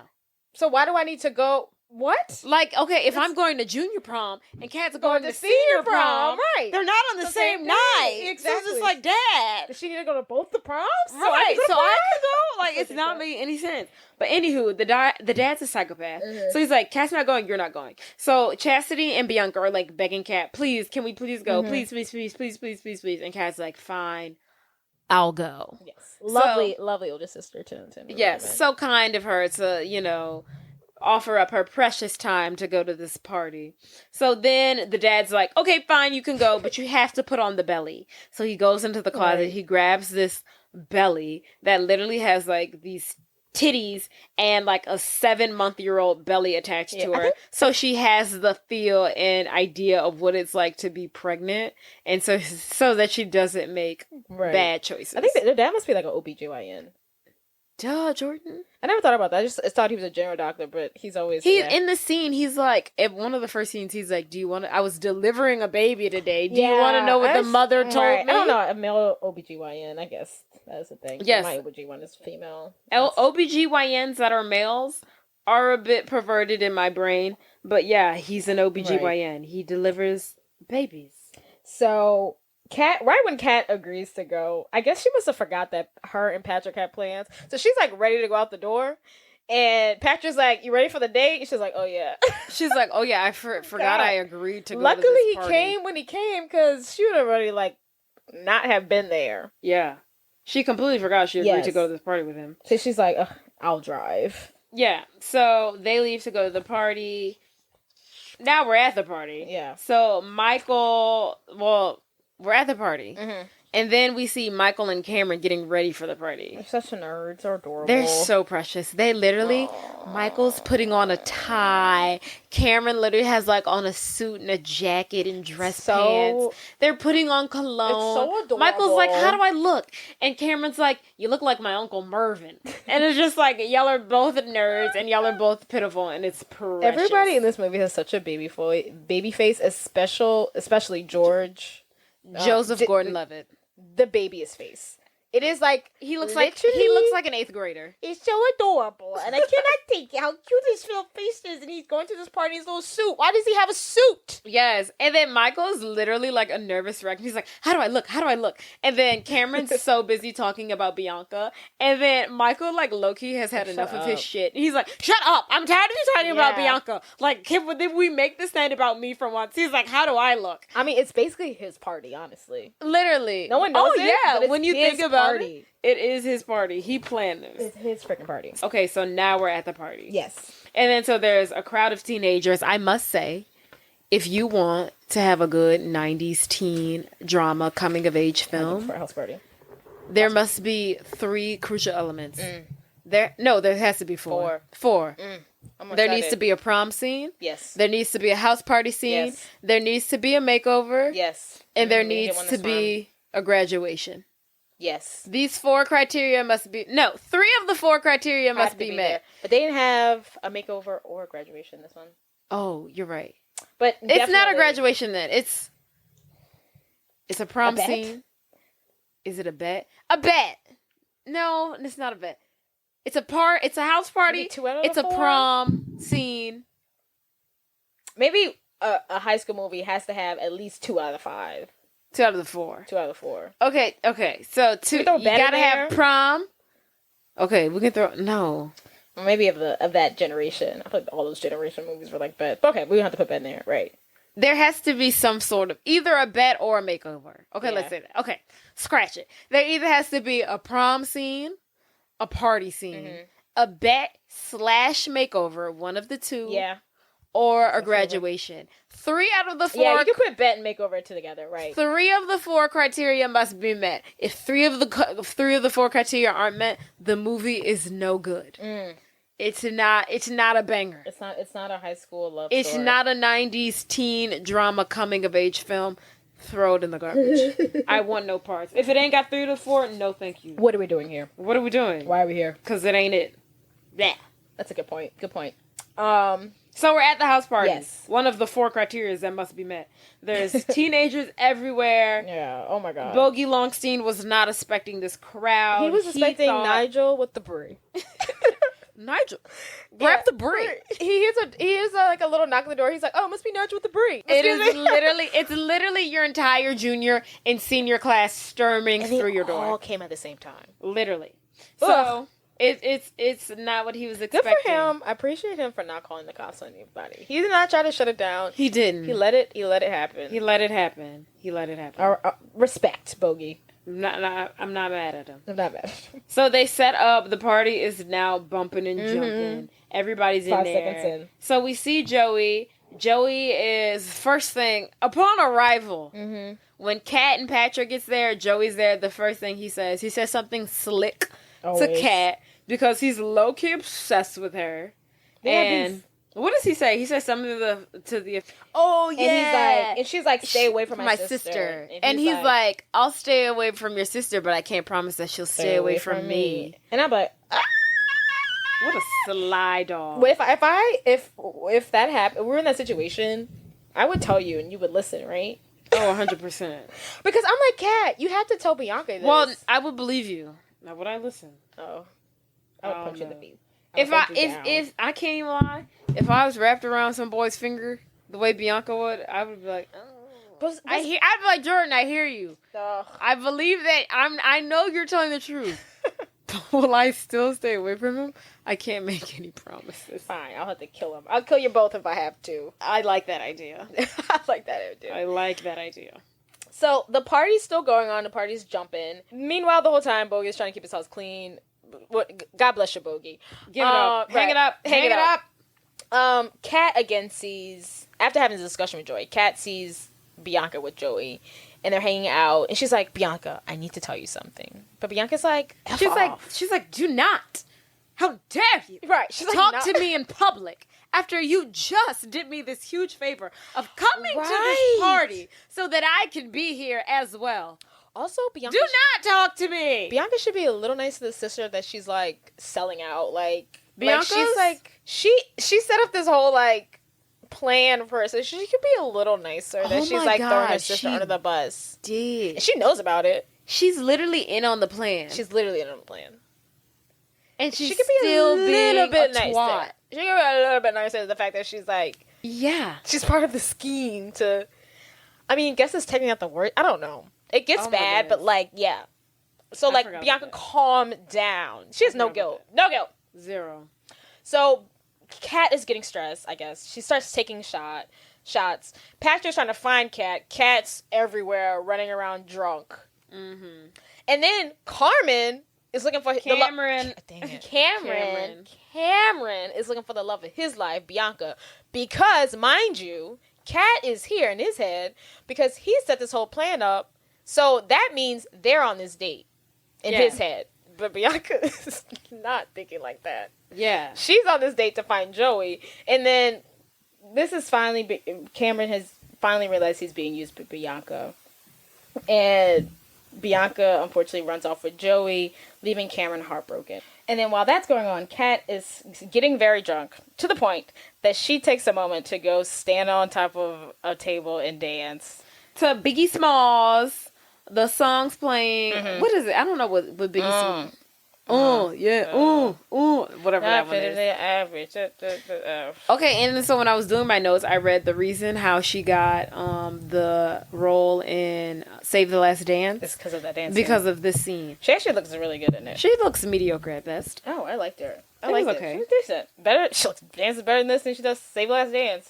That's the gag. She dances better on the table in this scene than she does in Save the Last Dance. That's really the gag. And then here and from there, that's why, and this is how we find out that this is why she used to be popular. She's like literally giving. She's giving. Yeah, she used to be into it. Yeah. So she's dancing on the table. So there's a chandelier right above the table that she's dancing on. She hits her head on the chandelier. She passes out. And then now Patrick catches her as she passes out. And he's like, okay, we need to go outside. You need some water. Mm-hmm. You might have a concussion. So Patrick and Kat are off. Patrick and Kat are off. He's dealing with a concussion. They're falling more in love. And Cameron is still stressed about the Bianca situation. Patrick gives him the pep talk. He says, look, son, if that's your girl, go get your girl. Yeah. This Patrick is literally like, if you like her, Cameron, pursue her. Because Cameron was ready to call it all off. right. So the party's over. Bianca is ready to go home. Standing outside, Cameron walks past her and he's like, I hope you had a good night. And then she's like, Cameron, can you take me home? And he's like, fine. He gives in and he takes her home. And now Patrick and Kate are driving home. They're having a heart to heart. Kate, I think the main thing I take from this conversation is that she wants to start a band.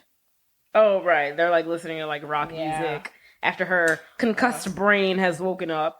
And she's like, oh my God, I would love to do this. And now he's like figuring out that she has layers and depth and she's not just an evil shrew. And then we see that Kate is like really starting to like him because once they get home, she goes in for a kiss. But he rejects her because she's drunk. And he's like, nah. Yeah. And she feels so played. Instantly pissed off. She is mad. She's like, fine. You know, she's an angry one. So she's instantly mean again. Finally decided to let her wall down. He like, was like, ah! She's like, I just started believing that you were actually a good guy. And you denied me that love. So they end. Patrick goes home. And then Screw pull up car. We're back at Cameron and Bianca. Come on, phone car. And their night goes a little better. Yeah, they're outside of Bianca's house. He kind of clicks out on her a little bit. He's like, just because you're beautiful doesn't mean you can treat people just the way you want them to be treated or however you want them to be treated. Blah, blah, blah, blah, blah, blah, blah, blah, blah. Have you always been this selfish? And she's like, yeah. I mean, I don't like the way you're talking to me, but I like love the way you're talking to me. Yeah, so I guess her form of an apology to him was her kissing him. So she leans in, she kisses him. It's a nice little long lingering kiss. Very cute. They're like the cutest. Yeah, they're like adorable. I love them. And she kisses him, and then the kiss ends, and she literally says nothing, and she gets out of the car and walks away. And Cameron he tries to keep it cool, but he literally is like a little kid in a candy store. He's like, it's like he just won the Super Bowl. He's adorable. He's like, and I'm back in the game. That's what he says. I'm like, oh. Yes, and he's so excited. It's so precious. So the next day is Monday, and we're back in English class. We're at school. Yes. And of course, everyone's making fun of Kat for like her little outbursts, especially Joey. He's like eating that crap up. He's like, ooh, hot mama. Yeah. Gonna give us another show. He's such a douche. He is such a douche. Also, here we learn like they have an assignment. They have to do like this Shakespearean poem that comes up later in the movie, but that's the only like tidbit I get from the scene. Yeah, and she's really excited about the assignment. She understands the assignment. Right. Even the black teacher does like a little rap that like gets them all excited. Yeah. So next scene, just like little tidbits. So they're at the soccer field. They're still talking. Patrick is starting to realize that Kate is still mad at him. He's getting more confirmation that Kate's mad at him when she kicks a soccer ball in his direction. Yeah, she's giving him the cold shoulder. Yeah, it's more like a recap of the weekend. And he's in the pits because he did not kiss her. He is in the doghouse. Yeah, he's in the doghouse. He's in the doghouse. And he's trying to like talk to her, and she is just not having it. Mm-mm.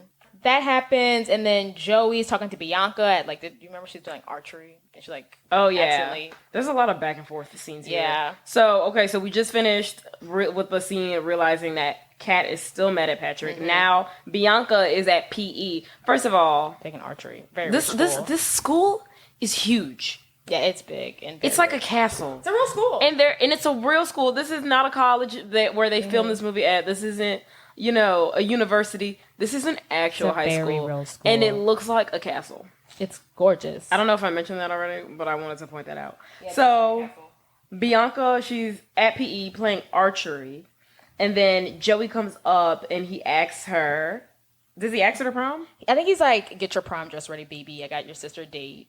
Like, oh yeah. Because he thinks he sealed the deal between Patrick and Kate after this party. Because he's after the party, she's like, oh, they're definitely done. Right. So he's like, get your affairs in order, honey. We're going to prom together. Which is funny because I guess this is the closest way he asks her because he doesn't even ask her. He just like tells her. He's like, obviously you want to go to prom with me. Yeah. Go buy the dress. But he doesn't know that she's like literally in love with someone else. Right. And she doesn't tell him either. Yeah, she's just kind of like, okay. She's like, okay, whatever. She's like, whatever. And then after that, Joey goes up to Patrick and is like, hey, I need you to take her to prom. You know, here's another, I don't know, 50, 100, blah, blah, blah. But Patrick's like, no, at this point. He's like, I'm starting to like her. I'm done with your reindeer games. He's like, I'm not doing this scheme no more. But then Joey offers him $300 and he's like, oh, you know, $300 in 1999. Patrick's like, I'm poor. It sounds pretty good. Is he poor?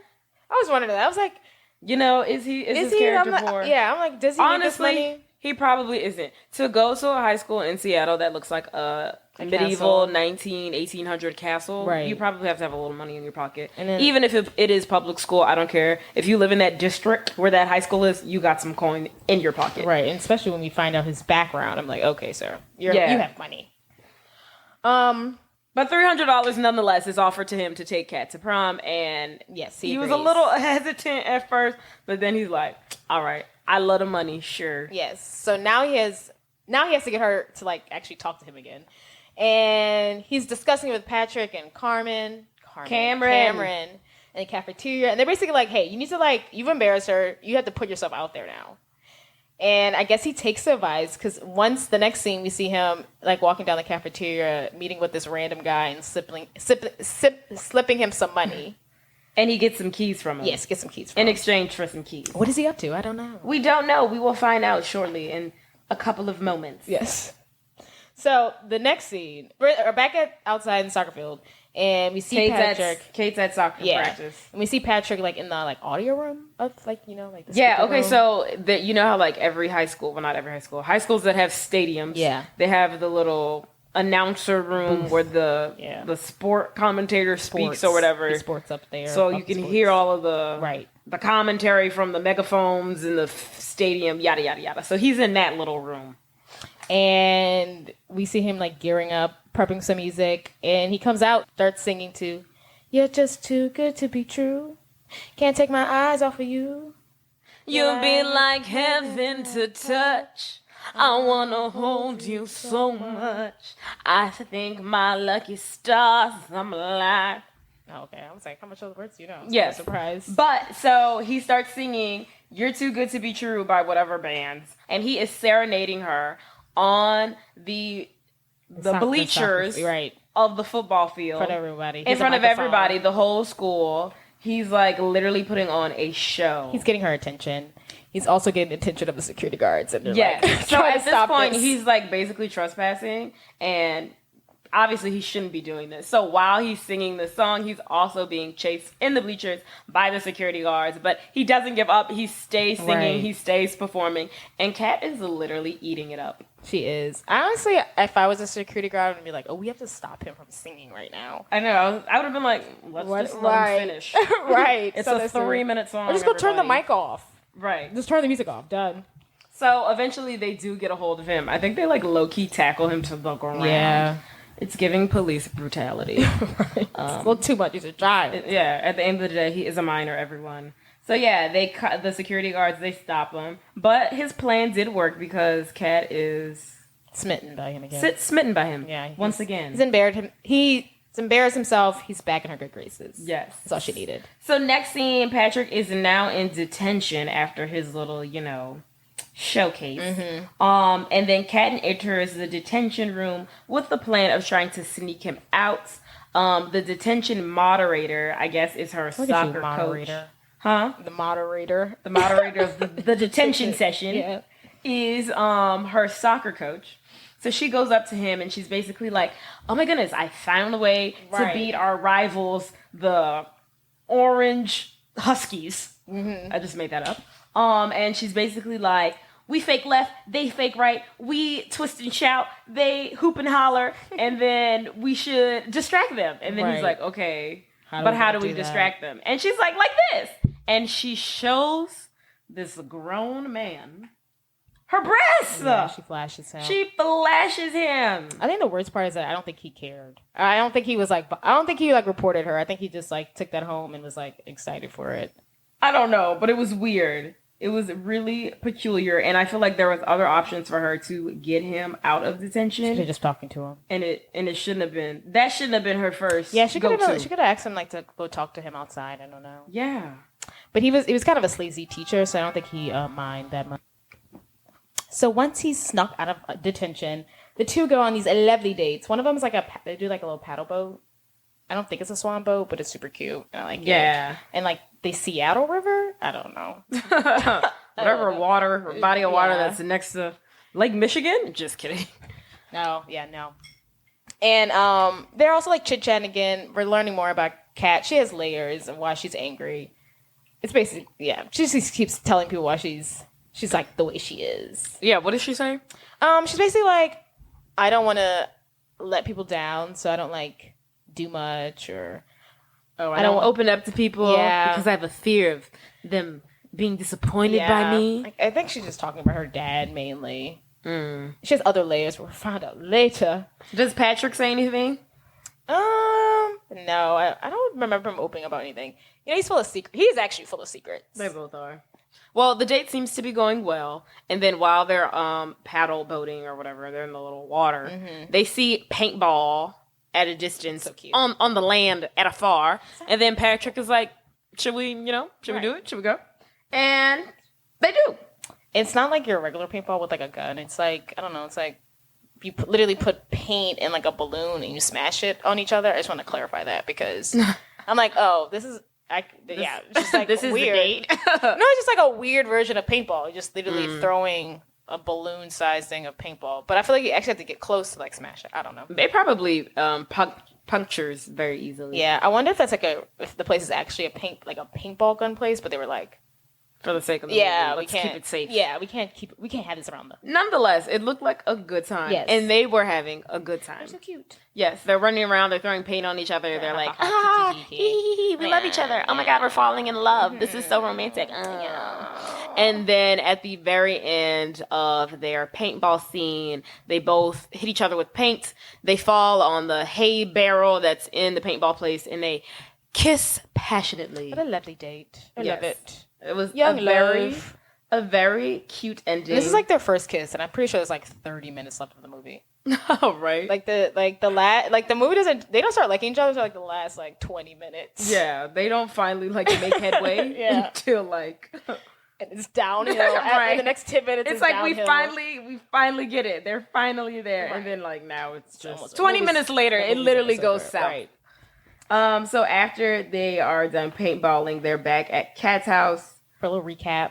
And Kat is basically, well, I guess they're asking rumors about each other, but, Patrick has the most rumors. So he's like, most of the rumors are like lies. He clearly didn't get a kidney transplant or set a person on fire. Yeah, so they're just asking each other about the rumors that are going around. Kat asks if, like, did he ever really actually eat a duck? And he's like, no.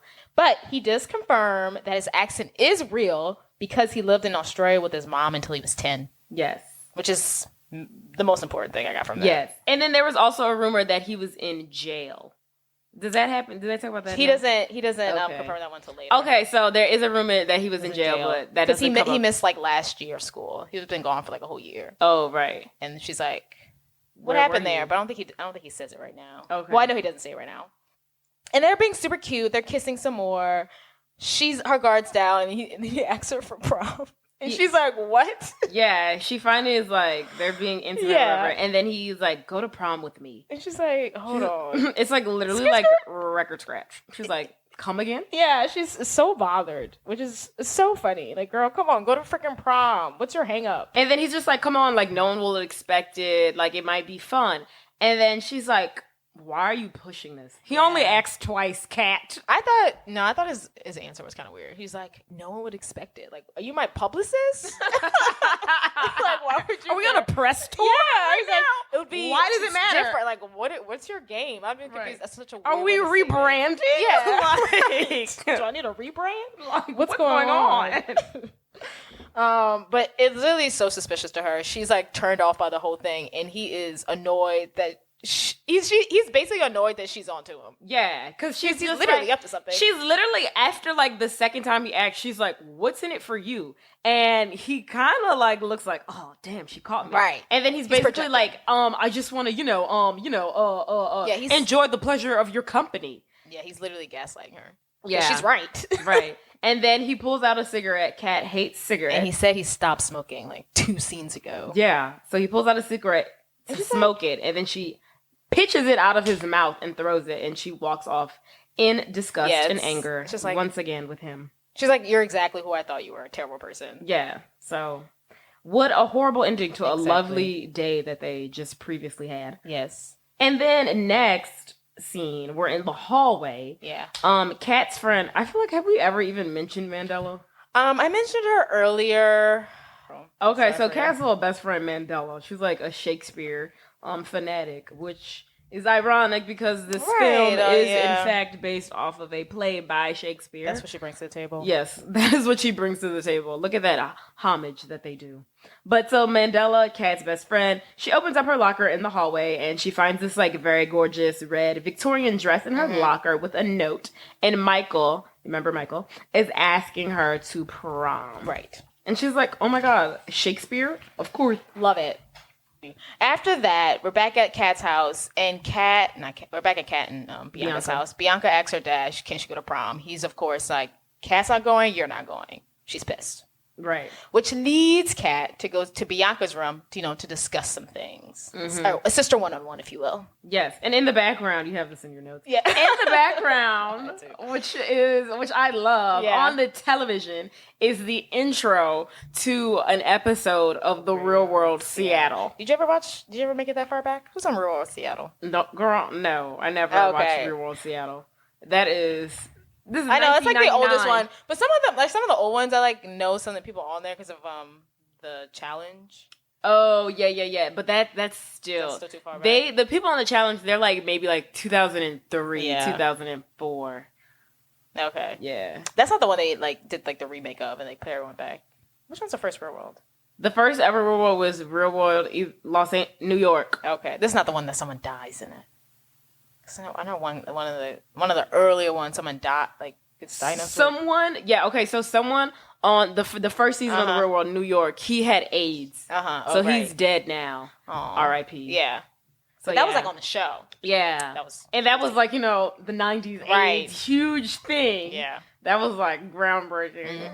I love the Real World. They need to bring it back. That was real. That was literally one of the best reality TV shows that ever existed. And it started going downhill when they started trying to add all these extra elements to the freaking show. Like one season they wanted to bring the castmates' exes into the house to live with them. That was so stupid. That's when they were like, the ratings are low, babe. We gotta try to bring right. Yeah, it was just in the show, you gotta end it in the heights. So Kat comes to Bianca to talk about prom, and Kat is there to reveal her biggest, darkest secret. And that is that her and Joey the narcissist. You didn't say it yet. Yeah. The preparation. I'm shocked. That got to you, huh? That her and Joey, the narcissistic rich boy, used to date in 9th grade. And not only that, she lost her virginity to him. It ain't so. She had sex with that monster. Oh my God, he's so hot. Stop. He is. He's so hot. He's so and they were on the same popularity. Yes. So she used to be popular, and so basically, Kat is telling Bianca that it was right after mom had left. Their mom had left, and everyone was doing it. Yeah, everybody was doing it. And so she was like, "Okay, I'll do it." And then after she hated it, she's like, "I'm not into it." Yeah, it wasn't for her.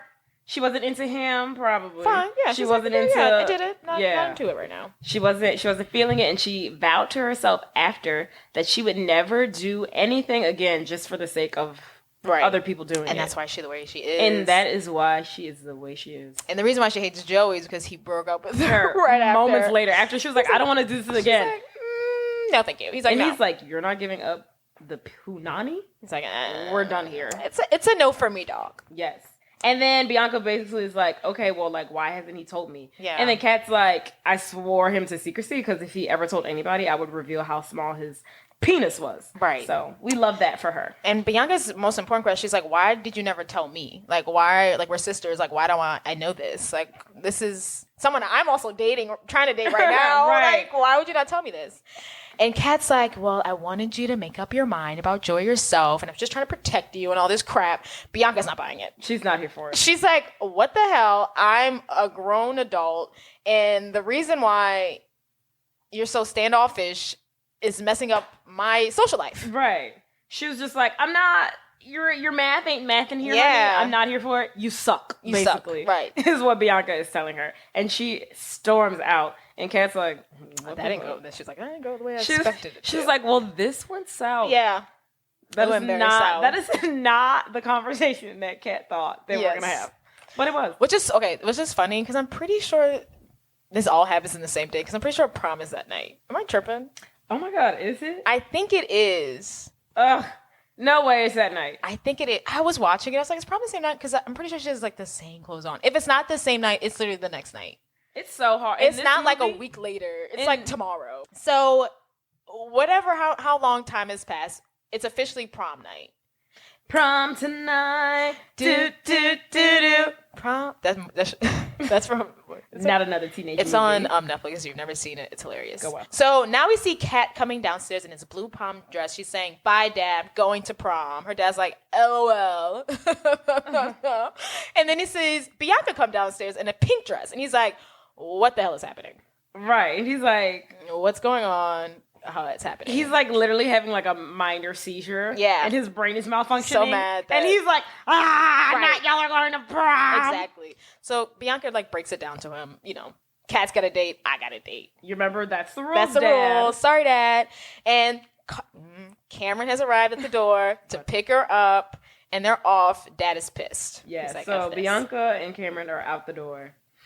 And Does Kat leave by herself? she leaves by herself. Okay. Which I don't know why Patrick couldn't have picked her up, but they leave by herself. For a second, I thought she was just going there just for funsies. Just like, if he comes, if he comes. Were they meeting together? They were meeting there together. Oh. I don't know why he didn't pick her up. It's weird. I don't know. I don't like how we never saw them agree that she was actually going to go to prom. Right. Did she have his number? I don't know. I feel like they weren't meeting. I think she was going by herself. No, when she sees him, she's like, hey. Oh. He meets at the top of the stair where it's ready for her. Okay. I suppose. Yeah. So it's prom. Kat has arrived. She runs into Patrick, and she immediately apologized for questioning his motives. And he's like, yeah, no problem, Yeah, babe. no problem. And then back at the girl's house, which is so funny, Joey has officially arrived to pick up Bianca. And the dad slams the door in Joey's face. He's like, hey, Mr. Stratford, I'm here to pick up Bianca. Ew. He's such a douche. Oh, absolutely. The way he said that, I'm like, hey, Mr. Stratford, ugh. I'm here to pick up Bianca. He said it just like him. I hate that. I know. And he has a white tux on, which makes it worse. It looks like really nice, but like, who wears a white tux? Who wears a white tux? But unbeknownst to him, Bianca has already left. She already got a date, boy. Another thing that happens, Mandela. Back at prom. Yeah, back at prom. We're talking about Mandela. She's Kat's best friend. She's also falling in love with Michael. Oh, yeah. Yeah, I just wanted to throw that in there. I was about to, I was like, no, William, but his name is literally Michael. Yeah, his name is Michael, but she's referring to him as William Shakespeare. As in William Shakespeare. So yeah, they have a little moment as well. She's looking for him on the dance floor. Right. They lock eyes. They have their little cute little moment. Good for Michael. He's finally getting some love and affection. I'm happy for him. And then we see that. Then we hear in the background, or we don't really know who this band is, but Kat knows who this band is. And her favorite band is freaking performing. On the stage. At prom. And Patrick's like, I called in a favor. Cool points. Literally. Cool freaking points. And I honestly feel like, is that the same band that performs at the end? Yes. Okay. So, like, the band that he calls in is a real, like, actual, like, famous band. Right. In, like, the 90s. So, and they have, like... Really another indication that he actually might have money. Right, like how did he call them in? Right. He acts like he doesn't know this band. I'm like, who's he calling? Could you imagine if you're dating like I got Frank Ocean before I'm here? Right, you're calling in like Billboard hit, right, chart toppers, right, and rock stars. Right, we're getting married. Right. F this bet. Get on your knee because we're going to the courthouse. Yeah, and why do you need $300 to take me on a date? You're not poor. Stop it. Stop it. Right. Who are you trying to fool? But anywho, yes, her favorite band. Due to Patrick is now performing at prom, and she's like, "Oh my god, I love this man. I love him." So they're kikiing on the dance floor, and now Bianca is in the girls' bathroom, and to a surprise, she runs into her ex-bestie, Chastity. And Chastity has some Did we news say for her. that Chastity left the party with Joey? Yes. We'll just throw it in there in case it did. Okay, in case we didn't say that, at Bilky Longstein's party, Chastity leads with Joey instead of Bianca. Yeah. And she's like, hey, honey, you missed your chance. I feel like we said that, but... Yeah, just in case. Okay. I'll put it in there. So Chastity's there to let her know that you're not the only sophomore that gets to come to prom. Sophomores? She's like, you're not the only it girl here, honey. Yes. I also, a sophomore, am at prom. Booyah. And she also tells... Chastity also tells Bianca Joey's little plan. Yeah, she was like, Joe just wanted to sleep with you. Blah, blah, blah, blah, blah, blah, blah. But honey... You talking all this hot-ish. Where what's gonna happen? You were literally right. You were second choice. At the end of the day, he still wasn't asking you. And also, why are you so mad? You are the afterthought, Chastity. Why are you so mad? Why are you a hater? You know, Gabrielle Union always plays like the best blackie. No, that's not it. She said no. He said no. No, that's not it. I want to say the best black friend, black girl. I'm not saying it right. The best friend that's a black girl. I don't know. In a lot of movies from that time. Yeah. Well, I feel like this, and then she's all that. And I always get when movies she plays like the mean nice one, and which is the mean one. Yeah, 10 Things I Hate About You. She's the mean one, and then she's all that. She's nice, and always throws. And it doesn't look good on her, and she's all that. Her being nice, it doesn't. It's right. It seems calculated. Yeah, I was just like, why aren't you a little bit more? Right. I think she should be. I think she should have been a nice girl on this one and mean, and she's all that. Maybe so. I think it would have fit. Maybe so. I agree. Yeah. Anywho, I don't know why. And then also, since we're on the topic, and then Mandela, she's in another 90s movie, you know, Drive Me Crazy. Yes. So in this one, she's nice, and she plays the best friend, and Drive Me Crazy. Oh, okay. She plays the best friend, and she's mean. Or vindictive, you know. You think it's a nice fit? Yes, I think she plays both roles well. Okay, good. Yeah. I like her in this movie. Yes. Shout out to Mandela. Yes. But anywho, Chastity is hating from inside the club. Right. What's your problem? What's your beef? And then back on the dance floor, Kat and Patrick are cutting a rug. They look so cute. They're having a good time. Kat has let her hair down. The girl can dance. Yes, he's like twirling her around. He's like dipping her. You know. Yeah, they're having a great time. They're owning the stage. The stage. The dance floor. And this is where Patrick reveals to her that he was in Milwaukee last year. Yes. He was not in jail. He was not incarcerated. Yes. He spent his summer. None of the rumors are true. None of the rumors are true. I didn't go to jail. He spent his summer sleeping on his grandfather's couch, eating SpaghettiOs because his grandfather was like sick. Oh, yeah. And he was taking care of him. I wonder if his grandpa died. Probably. Oh. Dead. Death. So just when you thought everything was going great, enters a man. And a man? Another male. Joey enters the picture and is very upset because, you know, he's finally at prom without Bianca. Yes. And goes up to Patrick. Because the whole point of this, he was supposed to be at prom with Bianca, with his girl. So he could like basically sleep That's what he's been slugging out $100s and $300 bills for. Yes. 300. So he confronts Patrick and he pulls him and he's like, hey, I haven't been paying you all this money to take out this B word in regards to Kat. So loudly. Right. They're like literally 5 feet away. Yeah. And as soon as he says that, Kat like turns and like, excuse me, what's going on here? She doesn't even question it. She's like, oh. Yeah. It's like a light bulb. She's not even like, what happened? She's like, uh-huh. Yeah. Uh-huh. I don't even need to hear anymore. Exactly. So Joey's like, I haven't been paying you all this money to take out this girl for me to show up to prom empty-handed without Bianca. Yes. And then Patrick's like, hey, calm down, bro. You're speaking really loudly right now. It's too late. He's like, lower your voice, please. It's too late. It's literally a 5-second scene and just like covers blood. Yes. Cat's out of the bag. Oh. Yeah, right. When you said that, I was like... no pun intended. There you go, cat's out of the bag. But the cat is out of the bag. Cat now knows that Patrick's intentions were in fact not pure. Yes, they weren't.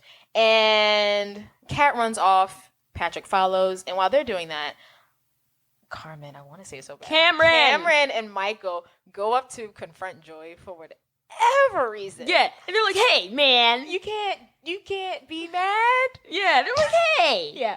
Immediately, Joey pushes Michael to the ground. It's so funny. It's like instantly he's like coming up. He's like, shoop. and then Cameron's like, "Hey, Right. that's enough." That's my friend. And I think Cameron was gonna like calm down the situation, walk away. But then Joey calls Bianca a bitch. He likes to call the women the B words a lot. Yeah, in this he movie. likes to call a woman outside. He said her it like name. 5 times. He called every one of them, both of the sisters, a B word Yeah. a couple times. So And then Cameron's like, "Don't talk about my girl." Yeah. And he's like, "That's enough." And then Joey Punches him. literally punches the poor, helpless, useless, scrawny little boy in the face. yes, but Bianca comes to his rescue. Yes, Bianca is the knight in shining armor, Right. in this scenario, and she turns to Joey and she's like, "Hey!" And then so she kicks him in the groins, and then she's like, "That's for hitting my date." Then what does she do next? She punches him on the like right side. Okay, so she hits him in the groin. She's like, "That's for making my date bleed." She punches him. She hits him with a left hook. Yeah. And she's like, "That's for my sister." And she hits him with a right hook. And she's like, "That one's for me." And then Joey falls to the ground. Also- and then he's like, "God damn it, Bianca, you know I'm shooting a nose ad tomorrow." No, it's just why he's laying on the floor. Bianca and Cameron start kissing and they're in love. They're like the greatest couple. They're couple. so I think they're adorable. the best couple in this Yeah. whole movie. Forget Favorite Kat couple. and Patrick. So outside of prom, Kat and Patrick are yelling, and she's basically like confronting him about the fact he only went out with her, to get paid.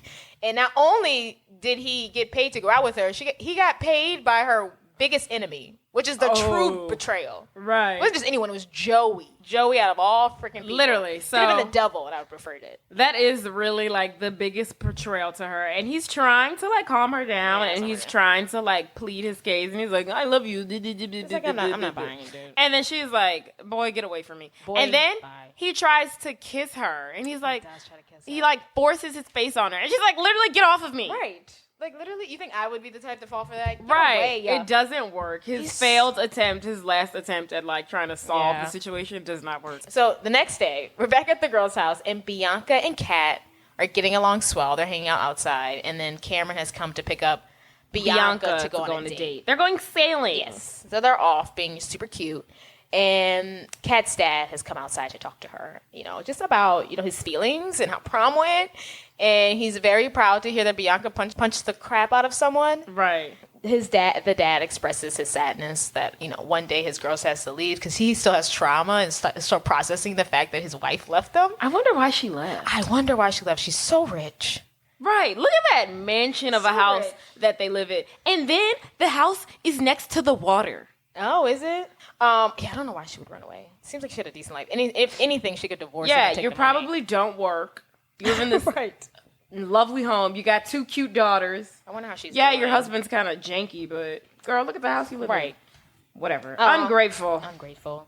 And then he basically gives his blessing for her to go to Sarah Lawrence. Yes. She's so excited. And she's so excited. Sarah Lawrence is an all-girl liberal arts college. I wonder what's gonna happen between her and Heath. Are they still gonna date? Oh, yeah. I mean, because he's not going to college. Yeah. He can't. He's not definitely.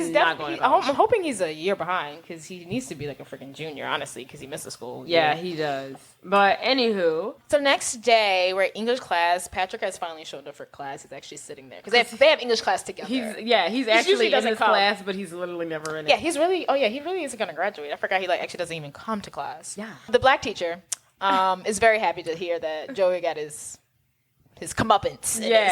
As a black guy the next day. Yeah, Joey has a black eye and it's written all over his face. Yeah, he's wearing like sunglasses. It's hilarious. But today's the day the students present their little Shakespeare poems. I've written down Kat's, Please recite it. but I didn't want to say the whole thing because I think you should. okay, I deleted it. I deleted half of it. I'm gonna try to do it the way she does it. I hate the way you talk to me and the way you cut your hair. I hate the way you drive my car. I hate it when you stare. I hate your big, dumb combat boots and the way you read my mind. I hate you so much, it makes me sick. It even makes me rhyme. I hate it when you're always right. I hate it when you lie. I hate it when you make me laugh. Even when you make me cry. I hate it when you're not around and the fact that you didn't call. But most, I hate the way I don't hate you. Not even close. Not even a little bit. Not even at all. Bro, thank you. This is so lovely. Love is so lovely. I do want to say, I read that she didn't plan on like crying in it, but she was like halfway through, she got just like really emotional and she started crying. They did like one shoot. And she's like, I wasn't sure if it was like, I just got these emotions out of anywhere, or like this was because like it was just so emotional that this was like my first big major film. Oh. She was like exhausted by the end of it, but she like cried. Oh, and that's the first take they did. Oh, I love that for her. Right? Watch it again. You'll be like, those tears are real. Acting. And then like he's just like watching it, and he's like, wow. Yeah, and they're like literally like not googly eyed, but they're like literally watching each other the whole time that she's talking. I wish something like that happened in high school. I'd be like, this is hot drama. Like, this is amazing. I would literally be like, I'm so uncomfortable. Oh my God, I would love it. Could you imagine if you watched that whole thing play out? It's like, oh, those two are dating at the party? Oh, those two went to prom together? Oh, they stormed off. If you see the whole thing play out? If I saw that, I would literally be like, these two are lame. No. I was like, freaking losers. I would literally be texting my group message like, no.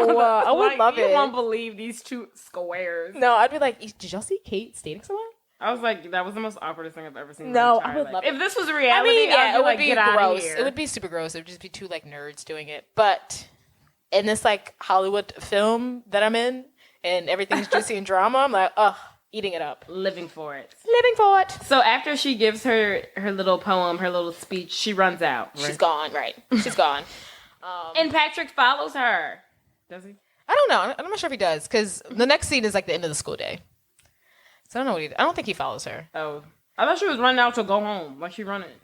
She runs out and she goes. Yeah. But anywho. Matrix. So she goes to her car. Yes. Right? Yes. School parking lot. So she goes to the school parking lot. She goes to her car. And remember, she's a lover of rock bands and whatever. So in her driver's seat is this like very expensive looking, another indication to why he has money. But he probably spent the money. He used the money from the bed. Right. He used the money from the bed. Duh. So in the driver's seat is this very expensive, like, electric guitar. It's like white. It's really cute. It's white. It's nice. That we've seen her, like, oogle and ogle at in prior scenes. So he bought this guitar for her using the money that he got from the bet. Yeah. Which is the least he can do. So she, like, looks at it. She's, like, in awe, and she picks it up. And then when she turns around, Patrick is, like, standing behind her. And I guess she pretty much just forgives him. Yeah. And she was like, you think just because you can buy me a guitar that I'll forgive you? Every time. Right. Yeah. There's not that many guitars. He's like, I'm going to buy you a whole band set. Yes. That's what he says. But then they kiss. Ultimately, she forgives him and they kiss. And that's it. And then while they're kissing, in the background, the song, I want you to want me, I need you to need me. Right. So that song is playing in the background, and we see the band that's been like throughout the whole movie. Like the band that played at prom and stuff. They're playing on top of the school. I bring that up because I also read that it was very expensive. And like the director told them, you have to get this right. Every time this helicopter takes off to record y'all, it's $500,000. I don't understand how though. I don't understand. I was like, he's got to be a little. He's $500,000 for a helicopter to take off. A helicopter ride is like $600. I don't know. Maybe I don't know why it was so expensive. Right. And I was like, this clearly before drones. I was literally about to say they could have used a drone for this. But I think it was before that. They must have been like in prototype. Yeah. But I was like, why is it so freaking expensive? But maybe because they had to get like someone special to like. Like I get zero in on them. I mean, I get that they're on the roof of the $500,000. I don't know why either. My biggest fear would be maybe they had to pay. I'm sorry. I was like, maybe they had to pay for like air to fly a helicopter that close to the school in the air. I'm sorry. What were you about to say? No, I'm laughing at you, but I'm laughing at myself. Yeah. What she said? You hear me? I was thinking like maybe they had to pay for like the air rights. Maybe to fly that. I'm assuming that's not a helicopter zone. I don't know how that works, but maybe the air rights. Maybe. I don't know, but my biggest fear would be the fact that I had to perform on the roof of a school. And then the roof that they perform is so tiny. I wonder how they got up there. But anywho, it's a beautiful ending to a beautiful movie. It's so cute. And it's one of the best. So 10 things I love about this movie, man. Are you going to go down the list? No, I'm just joking. But there is more than 10 things to love about this movie because it has 4 out of the 4 needed elements to make. One again? Prom, party, bet, party, or makeover. Oh yeah, we put makeover and bet together. Oh, prom. Graduation. Oh, dang, it doesn't have a graduation. Yeah. Did I say graduation? You did. Does it really need a graduation? Maybe. Sometimes. Meh. Well. What's your favorite quote? I don't know if he said any quotes this time. Any quote? There's not that many good ones. Look at me. You know what I mean? Yes, I do, but I don't even think we mentioned that quote. Yeah, that's what I'm saying. That's what I'm asking right now, so I can like throw it in there to like. Give me one. Yeah, it's not super quotable. Maybe look at me. Maybe one of the little poems, something from the poem. Oh, I hate that when you lie. Or no, literally something that comes out of the counselor's mouth. Like a cat. She's crazy. She's crazy. She is bonkers. I'll look up some quotes and we'll pick them. If I pick a quote that we didn't talk about, get over it. Get over it. But yeah, great movie. Yes, we love it. Yeah. Okay, well. Questions, yeah. Follow us on follow, rate, subscribe. Like, rate, follow, comment, subscribe. You can start saying the beginning. Even if it's mean, we don't care. Oh, I very much do care. Jordan cares, but I feel like it still helps the algorithm. Yeah, 0. I think it still does. Yeah, everything counts. But yeah, rate, subscribe, come back later. Love you. Happy birthday, Jade's birthday. Today's my birthday. I'm 27. Woohoo! Getting up there in age, man. Yes. I hate it here. Yeah. Okay, everyone. We love you. Good night. Toodaloo. Bye.